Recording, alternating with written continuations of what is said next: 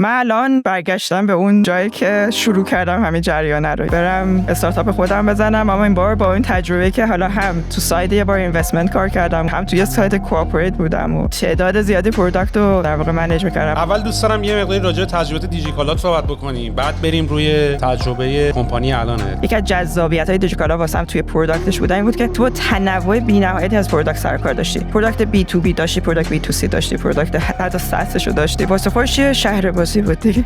دقیقاً کلمه که به کار آوردی عالیه. شهر بازی. واقعا خیلی خوب گفتی. بیا حالا راجع به کاری که الان داریم می‌کنیم هم با هم صحبت بکنیم. ایده‌شو از کجا آوردی؟ چیزی که من دارم روش کار می‌کنم پوله، یعنی اینه که بتونه به ریتیلرها یا مارکت پلیس‌ها قابلیت اینو بده که بتونن توی حالا پلتفرم خودشون به راحتی بیزنس مدل لایو کامرسی و ویدیو کامرسی رو کلاً تستش کنن و ازش استفاده کنن. این اینتراکشن مگه نه برو اپ تو راه بیفته؟ چون که تو که نمیتونی روی اپ تیک تاک اینتراکتیو درست کنی مگر با چت و کامند لاینا. این نرم افزاری که ما داریم می‌سازیم اون قابلیت ری استریم رو میده که اینفلوئنسر بتونه ری استریم کنه تو اون حالا جاهایی که معمولا فالوورش بیشترن، از اونجا فالوور بکشونه تو اپ مارکت پلیسش. تو همین که به این ایده داری تو ایران فکر می‌کنی 2 سال حبس داری. 2 سال حبس خوبه. پس برنامه رفتن داری به کجا فکر می‌کنی؟ فعلا رفتم به سمت اروپا، برلین، لیسبون، آمستردام، همه هست. و کلا به نظر من داره الان دوباره شیفت قدرت و حتی تالنت داره میره اونور. ندا خیلی حال کردم، خیلی ازت یاد گرفتم از این بحث استراکچر کمپانی. ایده‌تو خیلی دوست داشتم.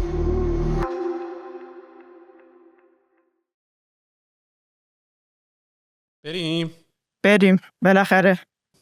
خوبی ندا گلشن؟ قربونت، تو خوبی؟ چطوره؟ حالت چطوره؟ من دیگه اش تو چشام جمع شده دیگه. خدا واقعا با این وضعیت ها. ببین من فکر میکنم این داستان اینترنت و وی پی ان یا میدونن یا نمیدونن که فقط دسترسی به یه سری سایت های درب و داغون نیست که الان هر چی سایت درست حسابی هم واسه گرفتن و واقعا عمر آدم داره تلف. پروداکتیویتی رو توی یه کشور مژر میکنن، اندازه گیری میکنن، میزان بهره وری آدم‌ها رو اندازه گیری میکنن و تو اون کشور من نمیدونم چجوری این کار رو میکنن. ما الان یه صحبت ساده میخوایم انجام بدیم، 1 ساعت داریم با هم دیگه اینترنت وی پی ان بالا پایین میکنیم. مگه داریم؟ آخه بعد یه جایی در مورد حرف بزنیم که اصلا پروداکتیویتی معنا داشته باشه. خب وقتی معنایی نداره پروداکتیویتی اصلا همینه دیگه. حالا تو فکر کن همین داستانی الان داری، خب دنیا هم ریموت شده، یه گروه آدم یه سری تو جلسه هستن، یه سری تو جلسه نیستن، بعد تو یک سری وی پی ان میزنن، یه مسیج تو تلگرام میدن، وی پی ان رو قطع میکنن، تو گوگل میت وصل میشن، دوباره قطع میکنن، یه چیز دیگه میفرستن تو تلگرام، دوباره اینور وصل میشه. فکر کن اینجوری مثلا یه جلسه که تو نیم ساعت تمامش کنی، جلسه 3 ساعت تمام میشه، فقط همین هی قطع کن وصل کن، قطع کن وصل کن. و چجوری شما تو ایران کار میکنین؟ یعنی واقعا من نمیتونم احساس بکنم که بشه. ببین یه زمانی از آدم میگه با سختی هاش و اینا کنار میایم، ولی این دیگه سختی نیست. این اصلا نمیدونم چیه این دیگه. من توی اینترویوی چند وقت پیش بودم و این حرفا، بعد گفتم ببین ما واقعا تو ایران معجزه میکنیم که میتونیم کار بکنیم. یعنی تو وقتی همه چی وسط، حالا فکر کن این که فقط یه کال ساده است که من تو داریم با هم دیگه انجام میدیم، حالا این پلتفرم نه اون پلتفرم. خب تو میخوای یه مثلا دیتایی در بیاری، یه پای گوگل آنالیتیکس بخوای وا کنی، ببین الان وی پی ان رو گوگل میزنه اینجا. خب یعنی تو مثلا یه وی پی ان پیدا میکنی، اوکیه وی پی ان داره کار میکنه، نه بعد گوگل میزنه آنالیتیکس دیگه وا نمیشه. مثلا فکر کن تو یه آدمی که داری تو مثلا چندم یه دیتای ساده که میخوای آنالیتیکس در بیاری رو هوایی رسما و این حرفا، اینجوریه داستان و این حرفا.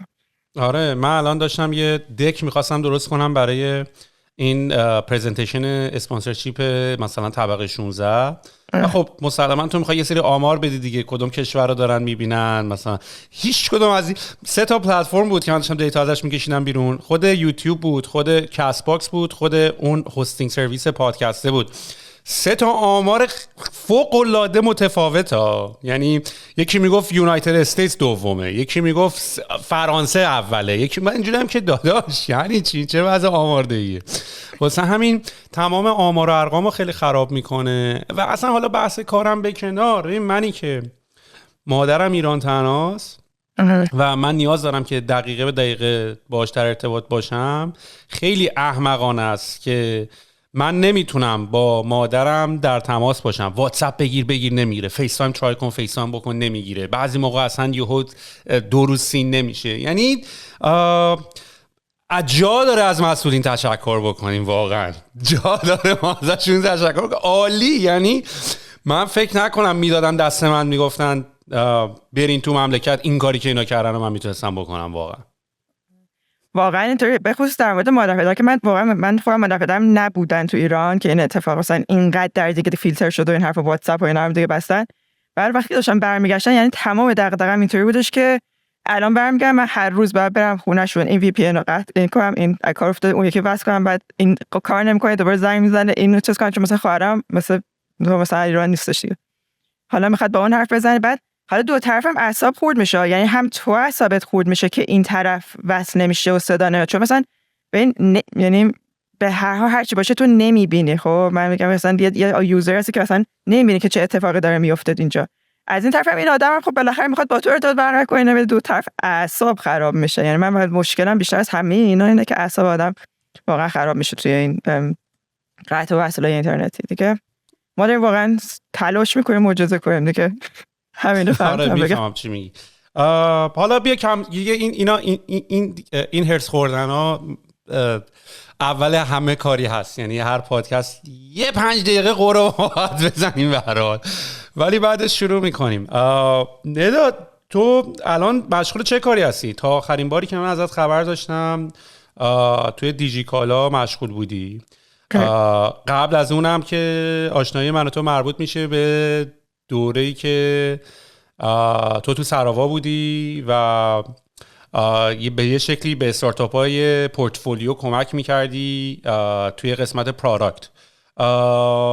حالا برمیگردیم به اون زمان. من فکر می‌کنم بحثی که من خودم شخصاً خیلی علاقه دارم باهات بکنم و مطمئنم هستم که خیلی افراد دیگه‌ای هم توی این قضیه هستن، اینه که عموماً ما آدمایی که یه سری استارتاپ ها شروع می‌کنیم خب باید به بهانه این که این آدم تجربه داره، توی شرکت‌هایی رفته کار کرده، دیده، میاد حالا کمپانی خودشون میزنه. ما اون قسمت شرکت‌های بزرگ رو اسکیپ کردیم مثلا کلاً، یعنی به قول معروف از دره پریدیم پایین و تو هوا داریم بال زدن رو یاد میگیریم. و تو به عنوان کسی که با کلی از استارتاپ ها کار کردی، تو پورتفولیو سروا بودی، با کلی کمپانی کوچیک و اینا کار کردی که از بعد به شروعشون داشتی میدیدیشون و بعد رفتی توی تیم پروداکت، هد آف پروداکت بودی اصلا فکر کنم تو با سهیل مستقیم کار میکردی و رفتی اونجا بعد شروع کردی توی حالا یه ارگانایزیشن که شاید هزاران نفر هستن شروع کردی کار کردن. من فکر کنم این دوتا تجربه خیلی جذاب باشه، یعنی مقایسه خودت رو دوست دارم ببینم از زمانی که یه کمپانی کوچیک بود و خودت هم آخه استارتاپ داشتی و بعد توی سروا بودی و بعد رفتی توی کمپانی بزرگتر. این تجربه فکر کنم بحث جالبی باشه برای امروز. ولی قبل از اینکه حالا اینا رو شروع بکنیم، الان مشغول چه کاری هستی؟ آره حتما. من الان دقیقاً برگشتم به اون جایی که شروع کردم همین جریانه رو، یعنی برگشتم به دوران این که برم استارتاپ خودم بزنم، اما این بار با این تجربه که حالا هم تو ساید یه بار اینوستمنت کار کردم و با استارتاپ کمک کردم تو پروداکتشون، هم تو یه ساید کوآپریت بودم و تعداد زیادی پروداکت رو در واقع منیج می‌کردم. الان دیگه میخوام برگردم به این که حالا دیگه برم سراغ کار خودم و استارتاپ خودم. من حدوداً 3 ماه بوده که دیگه از دیجیکالا جدا شدم. دیگه آخرین کاری هم که تویش کار داشتم می‌کردم به عنوان چیف پروداکت آفیسر دیگه اونجا بودم، یعنی دیگه پروداکت و تکنولوژی ما اونجا از هم دیگه مستقلشون کردیم، جداشون کردیم که دو تا در واقع لول رسیدم به سی سویت. من دیگه جدا شدم از دیگه کاملا اومدم بیرون، شروع کردم. حتی قبل ترش هم شروع کرده بودم روی یه پروداکتی که حالا پروداکتی هم که دارم روش کار میکنم خیلی فضای، چون من دیگه 5 سال وقتی تو کامرس کار میکنی دیگه همه ترندات میشه کامرس، همه مثلا دغدغات میشه کامرس و مثلا تو همه پروداکتایی که حالا شیفت میکنن تو کامرس های مختلف و این حرفا کار شروع کردم. اما با این دید که خب دنبال پروداکتی هم بودم که یعنی اسکیل کردن بی تو سی رو دیده بودم، حالا با اساس تجربه‌ای که توی سروا داشتم، دیدن این که مثلا انواع بیزنس مدل که چجوری در اسکیل میشن، خودم چوز کردم که اینجا برم سراغ یه پروداکت ساس. خب حالا علتش هم راستش بخوای خیلی اینه که بتونم تو مارکت خارج از ایران راحت‌تر ببرمش، خیلی نیاز به یعنی روی یه مارکت فوکسش نکنم، اما واسه ساختنش و حالا پروف اف کانسپتش رو درست کردن و الی آخر حواس کنم در واقع نتورک از دیجیکالا داشتم، شناخت از دیجیکالا داشتم و از اینتگریشنی که در واقع داشتیم شروع کردم. الان پروداکتمون میتونم بگم یه پروف اف کانسپت داره که انشالله همین هفته که میادم دیگه میره توی کمپینی توی دیجیکالا، در واقع یه باری روش میره توی یعنی پروداکتی هم که دارم، یه پروداکت سافر واسه در واقع پروواید کردن سرویس لایف کامرس واسه ریتیلرها، مارکت پلیس ها، یا حالا هر کسی که مثلا وبسایت آنلاین داره، چه تو ادویکیشن باشه، چه پراپرتی باشه و الی آخر. اینا میگم یه ترندی بود که الان خیلی به خصوص بعد از این دوران کرونا و مثلا همه چی ریموت شد و این حرفا، آدما واقعا این اتچمنت رو داشتن که بیان مثلا در اینا توی کامرس از این فاکتور هیومنایزیشن استفاده کنن. این آدم دوستان، مثلا من سهیل رو میبینم خوشم میاد از مثلا لباس پوشیدنش، از مثلا تیشرتی که پوشیده و دوست دارم که مثلا آره چیز بخوام. بعد خلاصه این پروداکت الان روش کار میکنم، یه ذره حالا تایم دارم میذارم با یکی دو تا تیمای کوچیک‌تر که دارن روی پروداکت‌های مختلفی کار میکنن، به خصوص جنس حالا نگاهشون هم واقعا به مارکت خارج از ایرانه. این کاری که الان دارم انجامش میدم و آره دیگه 3 ماه پیش دیگه با دیجیکالا خداحافظی کردم و واقعا هم کار سختی بود. یعنی حالا تجربه که من دارم اینه که خیلی واقعا کار سختی بود که تو مثلا بعد از یه مدت زمان خیلی زیادی، من 6 سال تو سروا بودم، حالا تو رولای مختلفی که مثلا وجود داشت بودم، 5 سال توی دیجیکالا بودم. یه بعد از این مدت دوباره اومدن تو دوران استارتاپ و کارآفرینی و روبرو شدن با یه چیزایی که چیزا دیگه جواب سوالا رو نداری دیگه، یا مثلا گنگه واسط، یا مثلا باید تو این امبیگیوتی بمونی و فکر کنی باید چیکار بکنی. این حرفا خودش یه چالشیه که این 2-3 ماه حسابی دارم نباشه از فکر نرم میکنم، یه جور کار کردن رو دوباره دارم معنا میکنم واسه خودم راستشو بخوای. آره یه تجربه خیلی عجیبی هم که داشت، نمیدونم تو هم تجربه کردی نه، 100% تجربه کردی، با هر کسی هم نمیشه راجعش صحبت کرد. اون هم تو هم آخه جالبش اینه که هم تایتلیم، جفتمون سی پی اویم و اتفاق عجیبی که افتاد مثلا خب توی بازه زمانی هم که به هر حال ما یه دوره‌ای مثلا خب توی ایران ریحون رو ساختیم، من چون توی اپیزود قبلی به من گوشزد کردن که از ریحون حرف نزدی خواستم این بار راجعش صحبت کنم، نه ولی حالا صرفا فقط دارم بهش اشاره میکنم. تو وقتی خب خیلی چیزا رو ما استبلیش کرده بودیم دیگه، یعنی مثلا تو تیما رو ساخته بودی، کارا رو کرده بودی و اینا، و بعد دوباره میگه کمپانی جدید شروع میکنی، یهو احساس میکنی دست و بالت بسته است اصلا. میدونی یعنی قدیم مثلا تو به تیم پروداکت میگفتی اینو بساز، به انجینیرینگ میگفتی این کارو بکن، به مارکتینگ میگفتی اینو کارو بکن، فقط میرفتی تو میتینگا فیدبک میدادی میومدی بیرون. بعد الان اینطوری که تیم پروداکت خودمم، تیم مارکتینگ هم که خودمم، تیم دیزاین هم که خودم، بعد یکم میره رو مخت، یعنی احساس میکنی دست و بالت، احساس میکنی به اون سرعتی که داشتی پیش میرفتی نمیری، هم جذابه که دوباره برمیگردی به اون بیگینرز مایندست، هم به عنوان کسی که دوباره از اول دوباره شروع میکنه یاد میگیره، هم یکم اینجوری که ای بابا گازشو گرفته بودیم و دوباره زدیم رو ترمز. یه همچین احساسی داشتی؟ آره خیلی. ببین حالا میگم مثلا تو مثلا وقتی که مثلا توی تیم هستم، من مثلا نزدیک 80 نفر کل تیم خودم بود، مستقیم مثلا تیم پروداکت بود که چون پروداکت دیزاینرها، پروداکت منیجرها و مثلا پروداکت دیتا آنالیست‌ها و اینا بودن. یه 200-300 نفرم که مثلا تیم انجینیرینگ بودن که خب مثلا یه جورایی غیر مستقیم داری منیج می‌کنی دیگه، مثلا داری لید می‌کنی، بالاخره دیگه اون رودمپ رو داری میچینی و این حرفا. و کار مثلا شغلت هم خیلی زیاد. من مثلا اینطوری که از 10 صبح میرفتم تو جلسه تا 6 بعد از ظهر، 6 بعد از ظهر میادم، حالا 4 تا مثلا دیتا رو میخوام، 2 تا ایمیل جواب میدادم، 4 تا تلفن میکردم فلان حرفا. و یه دفعه میای اولش که مثلا اینطوری بود، خب چرا که امروز بهم زنگ نمیزنه، چرا جلسه‌ای ندارم، کلندر رو نگاه کن، یه دفعه کلندر مثلا چیز میشه، کم کم خالی میشه. بعد اینطوری بودش که خیلی خوب حالا کلندر خالی شده، این حرفا حالا میخوای کارا شروع کنی، اینجوری که دقیقاً همین پروداکت حالا خب میخوای معنا کنی، ها تیکت و بزنه مثلا باید هست تعریف کنم واسه چیز یا اینا رو، بقیه یه داکیومنتی باید درست کنم دیگه این حرفا.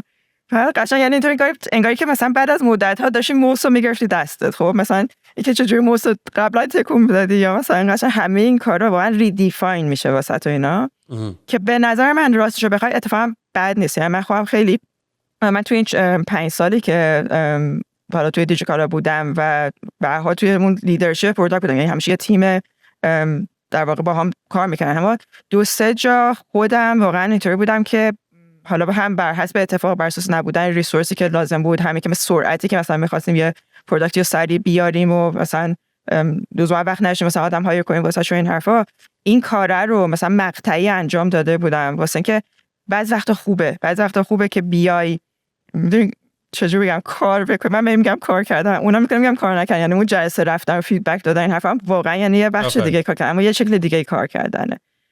و تلنگره به نظر من روش فقط یه علتی که اصلا کلا این تصمیم گرفتم دقیقاً این بود که این تلنگره باید بعد اتفاق بیفته. خب من حالا یه جمله من روزی که داشتم رفتم سر از همین دوران کارآفرینیم اومدم بیرون، یعنی اون استارتاپی که داشتم و در واقع جمعش کردیم و داشتم جوین سروا می‌شدم، اون موقع خب داشتیم تازه مثلا پروداکت سروا، من میگم پروداکت سروا، من همه چی پروداکت نگاه می‌کردم دیگه، یعنی اون سرویس‌های سروا همون سرویس‌های مختلف بود، پروداکت سروا که ماشین دیزاین می‌کردم دیگه.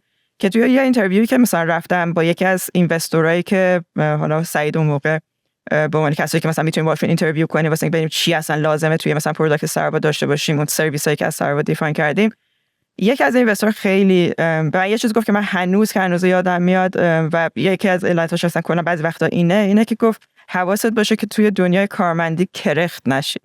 و چه بدم چی میگه مثلا من مگه میتونم کرخت؟ من مثلا این هایپی که دارم، انرژی که دارم همیشه دارمش دیگه، مثلا مگه میشه کرخت بشی یا نفر؟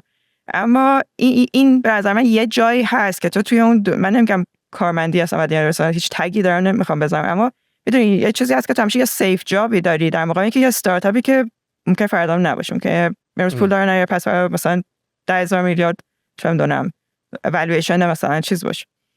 اما بین این مثلا یه وقتایی هستش که دوچاره میشه که اون کرختیه ممکنه بیاد سراغت و این جایی بود واسه خود من، اون جایی بود که فکر کردم که الان دیگه مثلا برگردم توی این دوران چیز استارتاپی، این چیزی که همیشه رو ذهنم مونده که باید اینم اون چیزی که به نظرم ناتمام موند توی جرنی خودم توی دوران کارآفرینی بیام تمامش کنم با این تجربه که حالا دارم، کانکشنایی که دارم، نتورک بیلد کردم و اینا همشون ولیو دارن دیگه. الان واسه خوشحال تو خیلی خوب اینا رو درک می‌کنی چون که اصلا همیشه در جریان این استارتاپ بودی و خودت هم حسابی دیگه حرفه‌ای این کاری.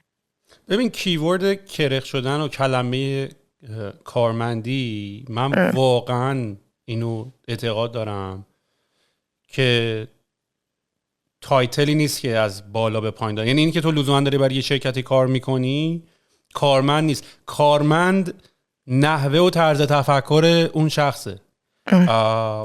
چون مخالفه به نظر من کارمند بودن، حالا کلمه تکنیکال رو کاغذشون نمیگم ولی چیزی که من هیچ وقت به بچه‌ای که باشون کار میکنم به عنوان کارمند که نگاه نمیکنم، میدونی، ولی هستن آدمایی که کارمند هستن و اونم کاملا به طرز تفکرشون برمیگرده. فکر کنم کلمه متقابلش رو مثلا میتونم بذارم اونرشیپ داشتن، یعنی کارمند اون کسیه که به نظر من فقط اصلا از غمای بیزنس از هیچی خبر نداره، فقط مدیرش بیاد بگه من این کارا رو میخوام و اون بره اون کارا رو انجام بده، هیچ اینپوتی نداشته باشه، هیچ کریتیویتی نداشته باشه، هیچ اونرشیپی نداشته باشه. منیجرش هم داره همش باش فالو میکنه، منیجرشه که داره تمام ریسکا رو تیک میکنه، اگه کار بد انجام بشه منیجر توبیخ میشه، اگر کار خوب انجام بشه کردیتش رو باید بده به کارمند، اونم بیاد بگه حالا با هم کردیم یه مرام چیزی بذار، این میشه کارمند. ولی آدم هایی که همیشه یعنی ما خودمونم خب کارمندی شروع کردیم دیگه، ما هم که نیومدیم بیرون ولی رفتیم کاره رو به اصطلاح خودمونی قاپیدیم، میدونی اونجاست که تو مایندست کارمندی نداری، من فاز کارمندی ندارم، فازت کارمندیه داداش، شغلت کارمندی نیست. ببین دقیقاً درست میگه و منم همین منظورم. ببین من خودم هیچ وقت خودم فکر نکردم اصلا کارمندم، یعنی به هیچ عنوان، چون همیشه به قول تو اینه که کار رو از آن خودت میکنی دیگه. خب خیلی از آدمایی مثلا من همیشه واقعا آدمایی که تو تیمم بودن، نگاهی که با آدما توی تیم داشتم، این حرفا اینه که اصلا هیچ کسی مثلا اینجا لزوما کارمند نیست. کارمندی اون لحظه‌ایه که آدمه دیگه اصلا پشن کار رو دیگه نداره که هیچ، فقط بهت بگم مثلا واقعا واسه یه حقوقی داره میره میاد و اصلا هم واسهش مهم نیست تو این کمپانی داره چه اتفاقی میفته. یعنی اون لحظه به نظر من اون لحظه که این آدم دیگه مثلا بر من به نظر مثلا حالا تو که مثلا میدونی بر همه آدمایی که یه بیزنسی دارن، کسایی که تو تیمشون هستن، اون لحظه که به نظر من دیگه اون آدمه تو تیم یعنی اصلا نیست، جزء تیم دیگه حساب نمیشه، فقط رفته تو اون هیته. اما یه کلمه همین کرختی یا کارمندی دقیقاً میدونی یه جاهایی که تو به خصوص وقتی سازمان‌ها بزرگ میشن، یعنی مثلا وقتی که تیم استارتاپیان همه واقعا موتیویشن و همه واقعا یه کاری اومدیم انجام بدیم دور هم دیگه، یعنی تا وقتی همه آدما این پشر دارن یعنی اصلا هیچ کسی کارمند نیست. اصلا من میگم استار کارمند کلمه چیزیه، یا مثلا زمان مادر پدرمون همیشه این کلمه کارمندی است، یا اصلا من کلمه کارمند بعدم کارمند سازمان، اینا اصلا کلمه‌ای که مثلا یه آدمی میگه تو سازمان اینو گفته همیشه اینطوریم که سازمان اینو گفته. سازمان چیه؟ سازمان کیه؟ مثلا در واقع چی حرف داری میزنی؟ خب اما با جای اینه که یه لحظه هست که تو دیگه فکر می‌کنی مثلا تو اینقدر بزرگ شده این شرکته که مثلا حالا منم یه گوشه‌ایشم و حالا لزوما ولی مثلا لازم نداره اصلا تلاشی بکنم، مثلا چه زندگیمو بکنم دیگه. اون بهش میگم اون لحظه‌ای که آدما دچار چیز میشن، یعنی شروع هم میشه یه جایی، یعنی یه دفعه کم کم کم کم آدما میرن به اون سمت و اونجا جایی که به نظر من این اتفاق بعد هر موقعی داری کار میکنی، من میگم کار همیشه باید بکنی به این لحظه نرسی. آره ببین کلا دو تا تعریف از شرکت یا کمپانی هست که من خیلی باهاش ارتباط برقرار میکنم. اول در وهله این صحبتی که وقتی استارتاپ میزنی چقدر کار وجود داره، یه ویدیویی هست توی یوتیوب که من حتما ریکامند میکنم خیلی از آدما ببینن. استیو جابز brainstorm with next team 1985. استیو جابز موقعی که داشت نکستو میساخت یه داکیومنتری ازش درست شده که یه نفر رو راه دادن تو تیمشون. اون موقع است که استیو جابز از اپل به اصطلاح اخراج شده، بعد از یه مدتی رفته نکست کامپیوتر رو درست کرده که یه سری کامپیوتر درست میکنن که بعدا میکننش تو پاچه پیکسار و بعد پیکسار هم خودش میخره و بعد دیگه داستان انیمیشن و توی استوری و اینا همه میفته. خیلی جالب بدونین که تمام توی استوری اینا هم کار استیو جابزه. و حالا ولی یه تو ویدیو خاص من شاید ویدیو رو مثلا بگم 100 بار دیدم، مثلا یه بار من شاید مثلا اون ویدیو رو نگاه میکنم، به خاطر اینکه این بیهایند سین همیشه برای من جالب بوده. کلا تو زندگی من همیشه بیهایند سین برام جالب بوده. شاید این پادکست هم از همون علاقه داره میاد، از بیهایند سینه داره میاد. میدونی من چه میدونم توی فیلم ساختن همیشه بیهایند سین، تو انیمیشن، تو این VFX و گرین اسکرین بیهایند سین، همیشه بیهایند سین، موزیک بیهایند سین، همه چیه. و یه جا بود مثلا استیو جابز داشت صحبت میکردش که گفت اون موقع که اصلا شاید اون موقع که قدیم‌تر می‌دیدم کوچیک‌تر بودم این ویدیوها رو می‌دیدم شاید نمی‌فهمیدش. میگفت او کمپانی زدن خیلی کاره، باید بری کافی ماشین دستگاه کافی بخری، باید بری اسم انتخاب بکنی، باید بری اسم شرکت ثبت بکنی، باید تکس. بعد اینجوری که برو بابا چه اینا رو نگاه کن، نفسشون از جای گرم بلند میشه، کافی ماشین خرید.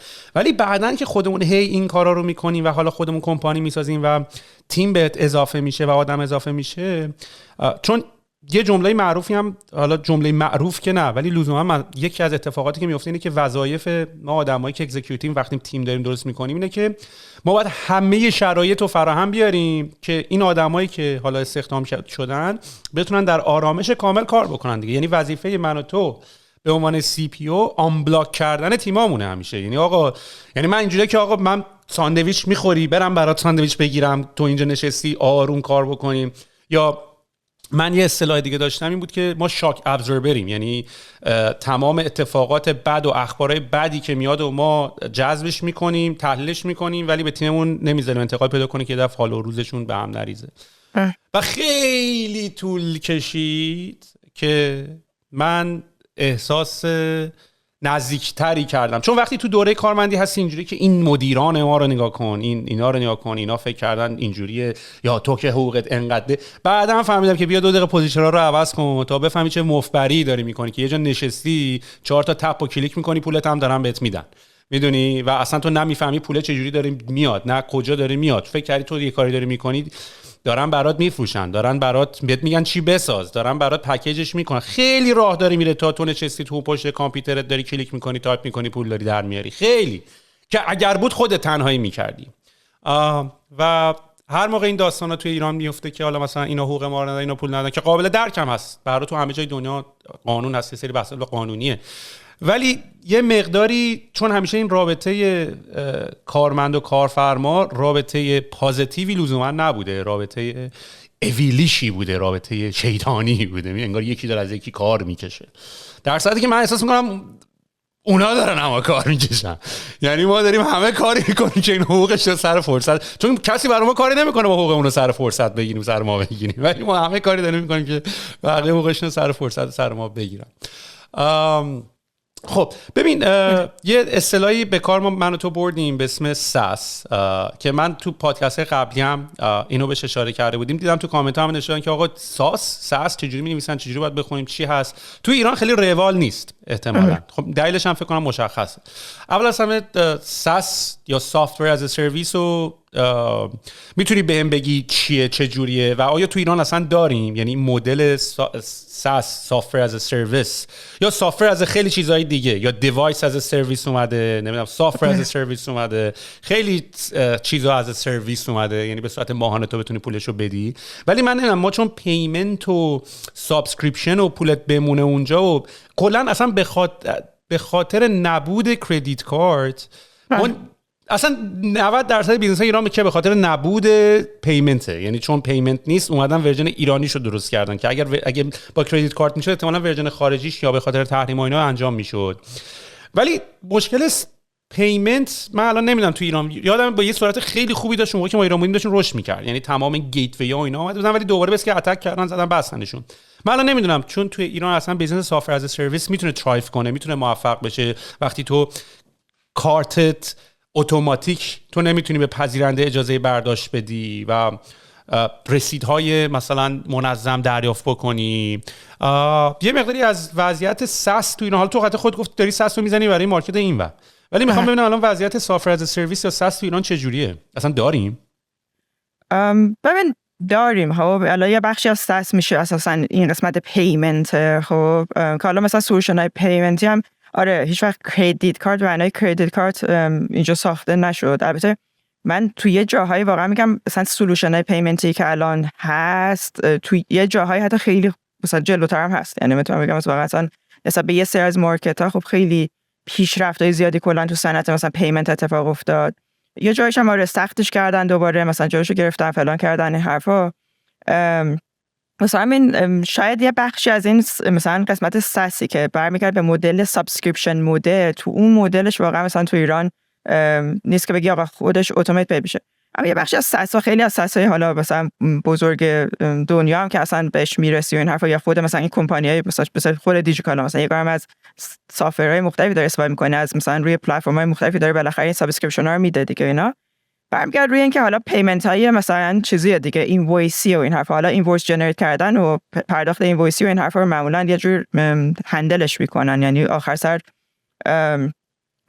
با همین وان تایم پیمنت هایی که داره اتفاق میفته، یا مثلا انوال سابسکریپشن و تبدیل، یعنی مانتلی سابسکریپشن تبدیل کردن به انوال سابسکریپشن و این حرفا، این اتفاق میفته که برگرده. اما یه بخشش دیگه اساسا اینه که خود کانسپت سافت‌ور، یعنی تو به جای اینکه بیای واقعا همه یه تیک از پروداکت خودت بنویسی و همه این سولوشن رو مثلا توی خودت به وجود بیاری، ما مثلا این کار رو توی دیجیکالا من یه ذره بعد جنس پروداکت های مختلفی هم که داریم مثلا توی دیجیکالا یه جایی مثلا ای کامرس داره نسبت به مثلا خیلی از بیزنس های دیگه هم یه جایی بازش کنم اگر مثلا وقت بشه این حرفا. خب مثلا یه جایی هست که تو دیگه مثلا واسط میک سنس نمی‌کنه بری این پروداکت رو بنویسی از بیس، که مثلا حالا من بس بفرض مثلا یه چیز ساده تر چیز اتریبیوشن ترکری که تو میخوای مثلا توی موبایل اپلیکیشن داشته باشی. خب فقط واسه اینکه بتونی اتریبیوتر مثلا موبایل ترک کنی، آخه مثلا از یه سافر در واقع کمپانی که این سرویس رو میده استفاده می‌کنی، حالا چه ایرانیش خارجیش، تو زمانی که مثلا حالا اون خارجی تو ایران فعال بودن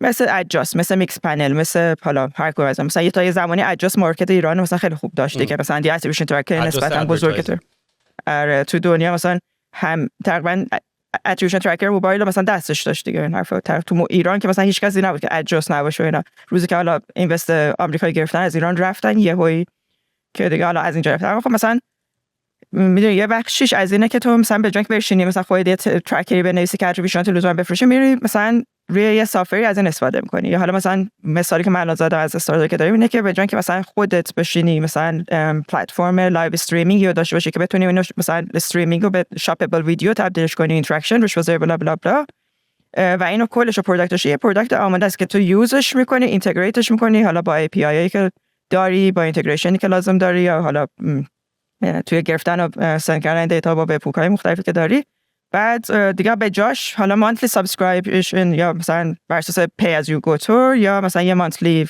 فیکس مدل. حالا خیلی از این بیزنس مدل‌ها متفاوتن دیگه. یه بخششون سابسکریپشنی، یه بخششون پی از یو گو. انترپرایزا که مثلا یوزشون بیشتر میشه معمولا میان روی این که پی از یو گو میکنن و این حرفا، اینا رو پرداخت کردن.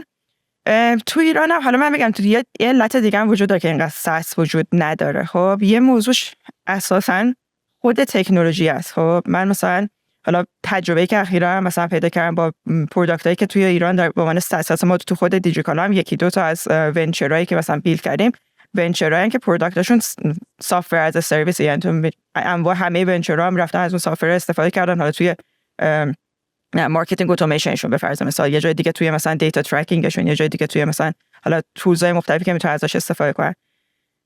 اینه که خود مثلا توی ساس تو کوالیتی سافتور خیلی مطرحه. خب یعنی سافتور کوالیتی، ما هم مثلا یه چیزی که بگم تو ایران، من خودم نمیتونم بگم مثلا تجربه خیلی زیاد خارج از ایرانم، در حدی که مثلا پروداکت رو بالاخره آدم میشناسه و مقایسه میکنه حرفا، کوالیتی سافتور یه جایی هست. خب و تو ساس باید این کوالیتی سافتور، من مثلا تو اگه بی تو سی کوالیتی سافتورش اینقدره، تو بی تو سی توی مثلا ساس باید مثلا چنا یه هوا و گردن خیلی مثلا بالاتر باشه، چون که ماجرا اینه که تو ساس دیگه، یعنی اومدی میگی من سافتوری ام که تازه از سرویس خودم به تو معرفی میکنم و مثلا مولتی تننت هم دارم اینو به همه مثلا یوزر چند تا چیز مختلف دارم میدم.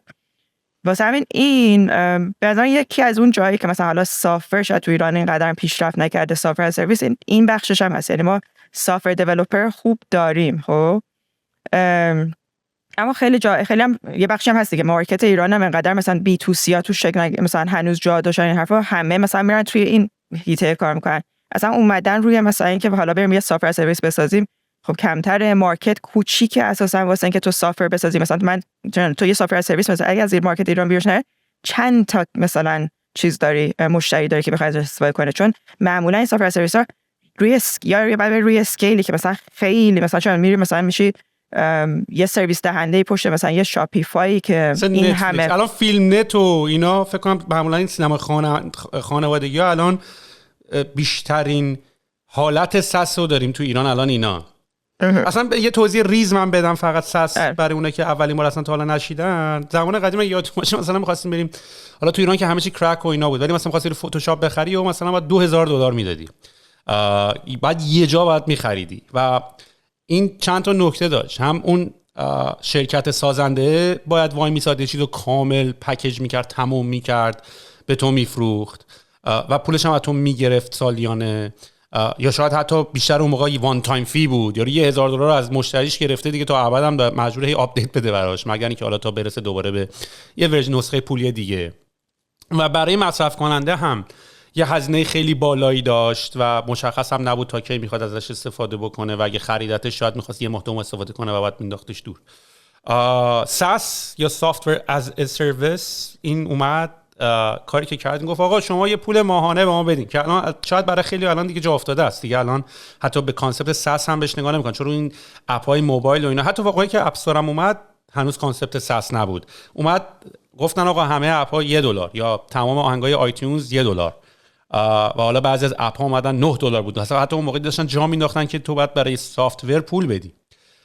و اتفاق خوبی که افتاد این بود که تو شروع کردی یه جوری خودتو فاند کردن، خودتو پول گرفتن از این که در حال ساختی و یه سری از مشتریات دارن به صورت ماهانه به تو اجاره میدن بابت اینکه سافر رو در اختیارشون قرار گذاشتی و هر موقع پول ندن تو هم میتونی سافر رو بگیری. این حالا خوبیایی که داشت این بود که باعث شد تو میتونستی برای مدت محدودی از سافر استفاده کنی، کامیتمنت بزرگ نداشتی برای اینکه یهو بخوای پول گنده‌ای بدی و از اون سافر استفاده کنی. شرکت‌های نرم افزاری پول بیشتری رو تونستن بگیرن، یعنی قبلا یارو مجبور یه $9 بگیره برای همیشه، الان ماهی $9 داره ازت میگیره و خب یه جورایی آینده برای شرکت‌ها قابل پیش بینی تر شد درآمدزاییشون، یعنی میدونن که آقا من انقدر یوزر دارم که انقدر ماهی دارم به ما پی میکنن و کلی بیزنس‌های جدید هم به وجود اومد مثل نتفلیکس و اسپاتیفای و کمپانیایی که اصلا ماهیتشون اینه که باید همون ماه پولشون رو باید بدی. البته الان که ما تو داریم صحبت میکنیم ساس هم الان آلردی دیگه آخراش یه جوری، یعنی من تو یه جوری داریم صحبت میکنیم که انگار مدل جدیدی اومده، اینم الان دیگه تموم شد. میگن ساس مورد یعنی دنیا مرگش دیگه فرسته دیگه، اصلا کلا این ترندیه که الان خیلی در مورد ساس کلا دارن میگن اتفاقی که داره میفته. اما به قول تو مادر انگاری که تازه به وجود اومده و ترند روز مثلا چت جی پی تی فعلا. آره دقیقاً. ولی الان مدلای ساس مثلا تو ایران همین میگم این سینما خانوادگی ها هم فیلم نت و ایناست که رفت تو پاچه چیز دیگه، اصلا مدلش رفت تو پاچه صدا سینما، اینا نفهمیدن بازی رو، میدونی یعنی یارو رو فاز پیام‌های بازرگانی اینا بودید یه کی دیگه داره از مشتری پول میگیره اصلا مستقیم دایرکت هر ماه. آره دیگه از این چیز دار نمیشد این حرفا. اما خب همین دیگه مثلا تو فکر کن همین فیلم و این حرفا که حالا دیگه واقعا جنس مشتری که رو سافرشون هست واقعا جنس بی تو سی، یعنی یوزر اند یوزر داره پولشو میده. حالا دیگه مثلا روزانه به انترپرایز و این حرفا هم درست دیگه نمیفروشه سرویسشو. با روش پیمنتی هم دیگه میگم دیگه یه ذره اختراعی از جنس اینه که حالا مثلا 3 ماهه بگیری 6 ماهه بگیری سعی کنی ریتینش کنی این حرفا دیگه اینا راه افتادن. اما شبیه که تو اون اندازه اشتباهی یا اصلا کلا این که آدما برن سراغ این که استارتاپ‌های ساس محور بنویسن تو ایران کمه. یا میگم گفتم یه بخشش هم خود مارکته، یعنی اگه تو بگی من رو ایران مثلا میخوام برم مثلا یه سرویس مارکتینگ اتوماسیون که مثلا سافر از سرویس بیارم بارا، مثلا یه چه میدونم اینترکام دیگه من اون موقع اینترکامی بودین. خب مثلا چقدر در یوزر تو ایران مثلا هستن که به این اندازه بتونن به اینترکام مثلا پول بدن، یا تموم میشه دیگه مثلا این مارکت و این حرفا. واسه همین یه علتش هم شاید بگم مثلا اینه، چون که مثلا یه ذره مارکت ایران خب بسته است، تو میخوای اصلا بیزنس رو بیاری از ایران بیرون، همه اینطورن که تو ایرانی داداش مثلا تو ایرانی پیمنت تو چیکار میخوای بکنی و واسه همین اصلا باید یه ترک رکوردی اصلا بذاری که اصلا خارج از ایرانم، یعنی اصلا بری یه جای دیگه رجیستر کنی و الی آخر. و خود کلا دیگه اصلا جنس سافر که اصلا میخوای یعنی جنس استارتاپی که میخوای بسازی کاملا متفاوته، به خصوص اینکه خیلی هم معمولا یه ذره تک محورترن نسبت به مثلا شاید بیزنس مدل های دیگه، یعنی تکنیکال پروداکت توشون وجود داره. خب و آدمای حتی مثلا آدم پروداکت منیجر هم که مثلا حتی تو فیلد ما مثلا وجود داره، این حرف آدمای تک پروداکت منیجری بیشتر تو اونا میبینی تا مثلا چون بیزنس های دیگه ای که ممکنه B2C باشه C2C باشه و جنس آدمایی که اصلا خیلی مثلا شاید یوزر اکسپریانس محورتر باشن، آدمای اکسپریانس هایی که مثلا بچه‌ای که دارن اینه که یه ذره به جنس پروداکت منیجمنت از جنس یوزر اورینتیشنشون واقعا نزدیک‌تر باشن. ببین حالا با توجه به اینکه تو الان این 2 تا تجربه رو داشتی، اول دوست دارم یه مقداری راجع به تجربه دیجیکالات صحبت بکنیم، بعد بریم روی تجربه کمپانی الانه. چرا دوست دارم این اوردر رو داشته باشیم؟ بخاطر که فکر میکنم که احتمالاً یه سری کلی لرنینگ و این چیزا از زمان دیجیکالا داری که بعد یه بک‌گراندی هم ازت بگیریم که چی کارا کردی که بعد نشون بده تو چرا کوالیفایی که این یکی بیزنس رو انجام بدی. اول از همه احساست نسبت به این کمپانی‌های بزرگی که تو ایران هستن چیه؟ مثل اسنپ و دیجیکالا و اینا. حالا هم با توجه به اتفاقاتی که توی ایران افتاد و گفتن این کمپانی‌ها نمیدونم به هر حال مثلا آدم‌ها ریسپکتشون رو از دست دادن یعنی برای ماها که خب کمپانی‌های جالبی هن. یعنی برای ماهایی که علاقمون به ساخته اصلا ساختن یه همچین کمپانیایی چه بسا بر پایه 1000 تا اتفاق درست یا غلط، اینی که حتی شده یکی یه همچین چیزی بسازه اول اصلا من پا میشم، حالا بعد میام تشویش میکنم و بررسی میکنم و اینا که ببینم حالا بر چه پایه‌ای ساخته شده. ولی اول از همه ساخته یه همچین چیزی برای آدم جذابه. ولی کلا الان دیده تو نسبت به این قضیه چیه؟ این فشارهایی که روی بچهای دیجیکالا اومد آیا رو تو هم تأثیر داشت که اصلا از دیجیکالا اومدی بیرون؟ حالا تیکه آخر جمله سوالتم میرسم، اما به من خب خودم چون خیلی از مثلا ابتدای شاید هر کدوم از اینا که شاید اینقدر بزرگ نبودن به هر حال دیدمشون از خود دیجیکالا، حتی اسنپ مثلا خیلی مثلا نبود وقتی مثلا چند وقتی سرویس شروع شده بود، اصلا من چیزی به نام استارتاپ کلمش مثلا به گوشمون خورد و الی آخر مثلا واقعا این قدری اینا نبودن. چون من خودم چون تو اینا بودم، من اینو خیلی راحت بگم مثلا شاید بزرگ شدم، خیلی همه تجربه‌ام توی اینا بوده و این حرفا که اساسا وجوده، مثلا هم اون ارقه واقعا اینطوری هم که به نظر میدونین آره شاید بگی که یه مقداریش شانس بوده، یه مقداریش تجربه بوده، یه مقداریش نالج بوده و یه مقداریش هم به نظر من مثلا پشت کاری بوده که هر کدوم از اینا اتفاق افتاده که هر کدوم از اینا بزرگ شدن. و اما یه چیز دیگه هم باید بدونیم دیگه، مثلا توی ایران حالا این اتفاقایی که اخیراً افتاد واقعا یه ذره شاید روزانه واسه همه آدما درکش آسون نیست خب، و اما مثلا چند تا کمپانی این سایز تو ایران وجود داره خب که وقتی همچین اتفاقی میفته اینا میشن اون اینترفیس جلویه. من نمیگم شرکت‌های بزرگ تو ایران خیلی هستن، خیلی شرکت‌های هستن چه وارد کننده خیلی چیزا خب یا تولید کننده خیلی از چیزا و هیچ کدوم از اینا لزوما اینجا نرفته. اما می‌دونید مثلا جنس دیجیکالا، جنس اسنپ، چیزی که با روزمره تو سر و کار دارن، تو هر روز سوار اسنپ میشی، یه روز در میون دیجیکالا خرید میکنی و چون خیلی هم جلوی دیگه، یعنی یه بخشی هم مثلا اینطوری که بعدش هم جنس اینا هم حالا من میگم استارتاپی و مثلا این بخاطر همه اینا یه استارتاپ هن دیگه. تو هر روزت مثلا چون تمام مثلا دغدغه تو مثلا توی پروداکت دیجیکالا اینه که یه کاری کنی که مشتری خوشحال‌تر باشه، مشتری کاری کنی که مشتری ساتیسفای تر باشه. هر روز داری فکر می‌کنی که سرویسمو چیکار کنم که مثلا به جای دلیوری 4 ساعته دلیوری 1 ساعته دوریدش کنم که مثلا مشتری زودتر به دستش برسونم، نمیدونم تأخیر رو کمتر بکنم، کانسلیشن مثلا فروشندم کمتر بشه و خب هر روز داری سرویست رو بهتر می‌کنی. خیلی از شرکت‌های بزرگ اصلا جنس سرویسشون این شکلی نیست که این وقتی همچین اتفاقی میفته اصلا اینقدر جلو باشن که این حجمه اصلا به سمتشون بیاد و این حرفا. خب واسه همین یه بخشش واقعا اینطوری که بعد بدونید خیلی خوب من اصلا اینجا هستم، همیشه هم اصلا تو این پیاره هستم، تو این اصلا با جنس جنریشنی سر کار دارم که اتفاقا این جنریشنی هن که بیشتر در واقع توی این یعنی منجر که نه توی شلوغی ها هستن و اصلا واسه شون مهم اهمیتشو داره این حرفا.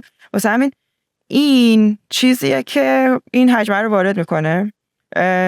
من حالا زمانی که اتفاق افتاد خب بودم توی دیجیکالا و واقعا هم یه جاهایی اصلا اینطوری که من واقعا میگم حالا به جز اینکه ما اینترنت ایران و اینا پولش یعنی لرنینگ واسمون که اصلا چجوری باید کار کنیم و ریدیفاین کردن کارت با مثلا وضعیت اینترنت و فیلترینگ و این حرفات، یه همچین چیزایی هم کرایسیسایی که شاید هیچ وقت هیچ موقعی تو کریر تجربه نکنی خب، اما تو یه لحظه‌ای تو باید بگی خیلی خب این یه کرایسیس اتفاق افتاده، حالا باید چی کار کنم باهاش خب، حالا باید چجوری هندلش کنم. مثلا اینکه واقعا حالا اتفاقای مختلفی افتاد، نمیدونم از اینکه می‌دونیم یه روزی گفتم آقا دارم میان توی شرکت، یه روزی اومدن تو شرکت و آدم‌ها رو چجوری تو کام داونشون کنی. حالا در این حال تو مثلا همه این اتفاقا داره میفته، یه رودمپی هم داره که باید دلیور کنی، یه تارگتی هم داره که باید بزنی و آدم‌ها هم دیسترکتدن، آدم‌ها روحیه‌شون خوب نیست، آدم‌ها حالشون خوب نیست. تو هم مثلا تو لول لیدرشپی هستی که حالا باید حال این آدم‌ها رو خوب کنی، لزوما حال خودت خوب نیست خب.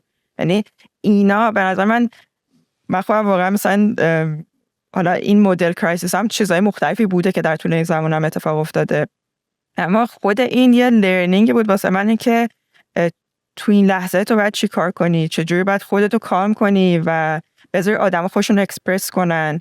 یه جاهایی این تعادل و بالانس رو مثلا باید به وجودش بیاری بین آدما. همه اینا مثلا یه داستانی ان دیگه واسه خودش. اما واقعا میگم جنسش یعنی نگاه هم همیشه اولا اینه که به هر حال تو اینقدر این جلوه هستی که این حجمه بهت وارد میشه و بدونی که اوکی من این چرا اصلا این اتفاق داره واسه هم میفته، واسه این کمپانیایی که حالا تک کمپانیایی بگیم مثلا بزرگن که تو ایرانن. بعدش هم این که چطوری حالا منیجش کنیم. من راستش فقط نه اصلا یعنی هیچ کدوم از بخشایی که اومدم بیرون ازش کار اصلا به اینا برنشن. من تصمیممو خیلی قبل‌تر از اصلا همه این اتفاقا شاید اوایل سال پیش گرفته بودم، اما خب واسه اینکه بتونم بهترین یعنی ترانزیشن خوبی داشته باشم و بتونم واقعا چیزی که ساختم و بهترین تحویل نفر بعدی که میتونم در واقع ساکسسورم بیارم، چون پیدا کردن خودم ساکسسورم ترانزیشن و همه اینا واسه مهم بود. این بود که حدوداً 1 سالی طول کشید این جریانه.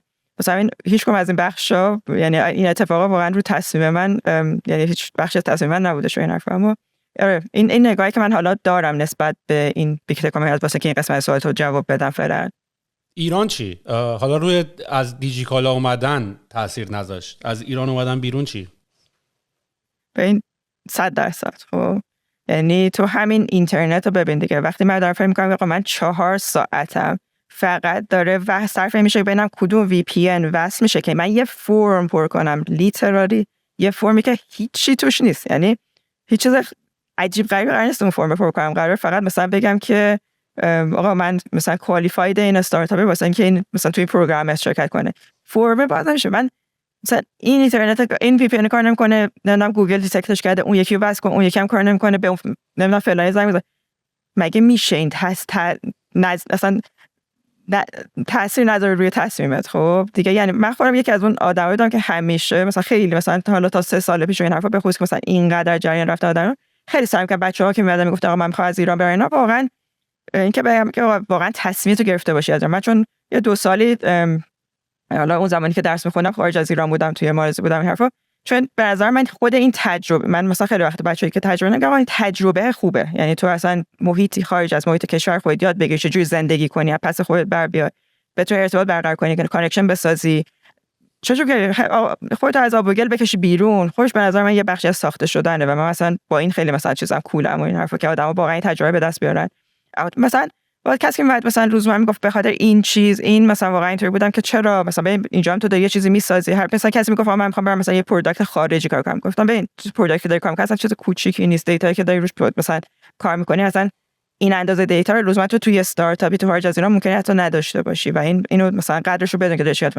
اما دیگه این جریان اخیر واقعا نمیتونی کار کنی، یعنی کار کردن ازت گرفته، تو 4 ساعت فقط داری فرم پر می‌کنی و اصلا این هست. بعد دیگه یه جایی هستش که دیگه واقعا اینطوریه که خب من دارم مثلا یه چیزی رو میسازم، معنای این ساخته شدن اینه که به دنیای جهانی وصل باشه. خب من بتونم به یه آدمی که اصلا تو هم کشور همسایه‌ام نشسته، مثلا همین امارات، مثلا فاصلش با جنوب ایران ما مگه چقدره، خب به اون بتونم مثلا بگم آقا من اینو ساختم و میتونی ازش استفاده کنی و نگه آقا تو ایرانی و خب این چیزیه که دیگه مثلا دیگه میرسوندت به اون جایی که بعد دیگه فکرش، یعنی دیگه از ایران رفتن نمیشه هم انگیزت هم واقعا هدفت. آره میفهمم چی میگی.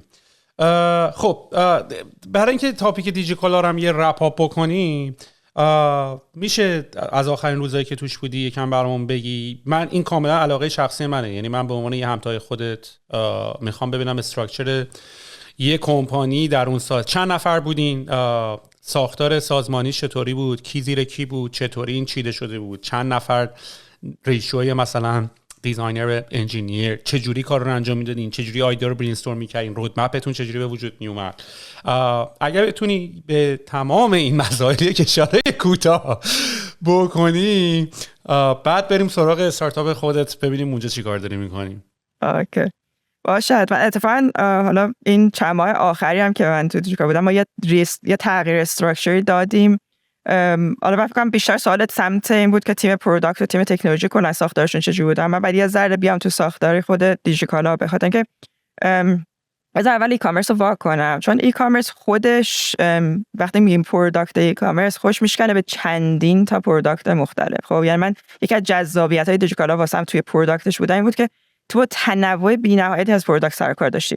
پروداکت بی تو بی داشتی، پروداکت بی تو سی داشتی، پروداکت حتی ساسشو داشتی، پروداکت نمیدونم همه نوع پروداکتی تو واقعا داشتی. پروداکتی که یوزرش داخلی بود، پروداکتی که یوزرش مثلا خیلی سگمنتد تارگت یوزر خاصی داشت و همه اینا وجود داره. چون مثلا تو از سر شروع کن که مثلا میگه شاپینگ اکسپریانسش، اونجایی که مثلا همه آدما بیشتر دیدنش و اون بخش از پروداکتی که مثلا یوزر میره خریدشو میکنه، فرآیند دیسکاوریش، فرآیند در واقع انتخاب کردن کالایی که میخواد، چک اوتش انجام میده و حالا مثلا قسمتایی که مربوط به مثلا اکانتشو، مثلا پروفایلینگشو و الی آخر. بعد از این میره تو چون تو سفارشی که میذاری میره تو پروسه اوردر ترکینگی که خودش یه بخشی از این پروداکت است که این اوردر چطوری به بهترین حالت اپتیمایز شده تاش میاد به دست تو برسه دیگه. خب تو این اوردر ترکینگ اینه که این اوردر چطوری بره، چون تو ممکنه یا مثلا سفارش گوشش از چند تا در واقع فروشنده دیجیکالا مدلش مدل مارکت پلیس دیگه، یعنی فروشنده‌های مختلفی کلا دارن توش کلا خرید و فروش می‌کنن. مثلا یه بخشی از پروداکت هستن پروداکتی که داره با فروشنده کار می‌کنه، یعنی همه اون پنل همه اتوماتیکه که توی اون مثلا آمازون و ایبی یه جورایی. آره دیگه. البته آمازون مثلا خوش مارکت پلیس دیگه، یعنی بنز کافی هم شیپاس، یعنی همون فولفیلمنت با آمازون و فولفیلمنت با مرچند داره، اف بی ام و اف ای داره. ما همینجا فولفیلمنت با دیجیکالا، فولفیلمنت با در واقع سلرامون کلا داشتیم این حرفا. همه اینا رو داری. یعنی بعد پروداکت دلیوری داری که مثلا با دلیوری آدمایی که میان میشن دلیوری های خودت، یعنی روزمره استخدامت هم نیستن، کراود سورسینگ دلیوری تو این حرفا سرکار داری و الی آخر.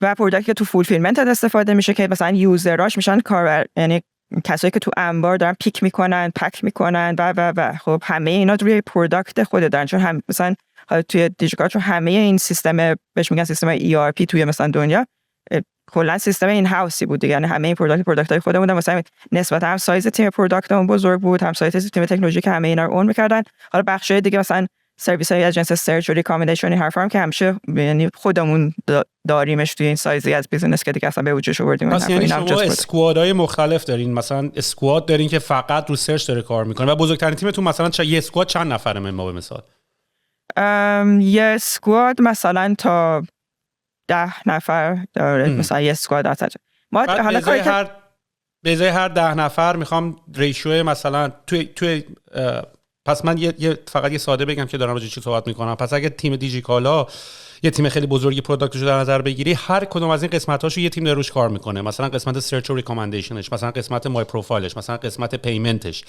و اینا رو تیمای مختلف کار میکنن که هر کدوم از این تیم‌ها تشکیل شده از یه سری دیزاینر و برنامه‌نویس و احتمالاً پی ام پراجکت یا پراجکت منیجر. یعنی اگه یه تیم 10 نفره فکر میکنم مثلا یه چیزی دورش 6 7 تا احتمالاً برنامه‌نویس داشتین، یکی دو تا دیزاینر داشتین، یه دونه پی ام داشتین، همه به تو ریپورت میدادن، همه به لاین خودشون ریپورت میدادن، لاین به تو ریپورت میداد، تو به سهیل مقدم ریپورت میدادی. درست بود؟ آره، اما آخرش دیگه من در واقع ریپورتر سهیل مقدم نبودم دیگه. این آخرین استراکچری که داوردیم مثلا اول پروسه دیگه پروداکت تقریبا از تک جدا کردیم. اما لاین پروداکت به من ریپورت میدادن، لاین انجینیرینگ به سوال ریپورت میدادن و حالا مثلا زیر شاخه‌ای که کننده دارن. مثلا تو پروداکت توی این بر اساس جنس پروداکت هم متوجه مثلا بر اساس پروداکت ها اصلا اینترفیس نداره. خب مثلا پروداکت دیزاینر کلا تو اون تیم نیستش لزوما، مثلا هستش اما مثلا ممکن شیرد باشه بعضی جاها این حرفا، یا دیتا آنالیست مثلا اونجاها یه جاهای وجود داشتن که مثلا یه گرم پروسه چیده میشد و این پروسه ها باید مثلا تو بهترین حالت اپتیمایز میشدن و الی آخر. یعنی هر کدومش متفاوت بودن. کلا ساختارمون ما کاری که یعنی داشتیم بود که به ترایب یعنی ترایب اولین چیزی بود که میشکستیمش، این حرفا اون قبیله ها یا ایریا هایی که در واقع تو پروداکتمون به وجود آورده بودیم. متوجهم که خود متوجه ترایب، کلمه ترایب از بله ترایب حساس شدی، گفتم ترایب اینطوری شده که ای بابا. تبلیغات خودت رو بکنم اینجا اسمش کردیم ولی حالا قطعت نکنم باش. آره ترایب داشتیم که ترایب دیگه یعنی فوکس کامل مثلا اون ایریای بودش. مثلا یه ترایب داشتیم، ترایب شاپینگ اون بود که توی این ترایب شاپینگ چند تا اسکواد بودن که حالا اسکوادا اختصاصا دیگه فوکس بودن توی اون ایریای. مثلا یه اسکواد بود فقط دیسکاوری کار می‌کرد، یه اسکواد فقط روی مثلا چک اوت کار می‌کرد، یه اسکواد روی اوردر منیجمنت داره کار می‌کنه، یه اسکواد روی مثلا یوزر منیجمنت کلا داره کار می‌کنه و همینجوری توی هر ترایب یه اسکواد شکسته می‌شد. دوباره یه ترایب دیگه همون کلا فوکسش روی ما میگیم کامرشال، منظورمون اون سلر اینترفیس اون سلر پنلمون و تمام پروداکت‌های یعنی ما پروداکت پرایسینگ داشتیم اونجا، پروداکت پروموشن داشتیم، پروداکت ادز داشتیم و مثلا هزار تا پروداکت داخل تیم مثلا توی ترایب کامرشال کلا میشکنن. و یه ترایبمون هم ترایب اپریشن بود که کلا پروداکت‌های اجنس فولفیلمنت، یعنی زیر پروداکت‌های فول مثلا خود فولفیلمنت میشکنه به مثلا پروداکت اینباوند، اوتباوند، پروداکت ورهاوس، به تیکه تو پروداکت داری، حتی یعنی حتی یوزر اینترفیسی داره که مثلا آدمایی که پکرن باهاش کار میکنن، آدمایی که پیکرن باهاش کار میکنن. میدونی هر کدوم از اینا چیزای مختلفی هستن و پروسه‌های مختلفی تو پروداکت داره منیج میکنی.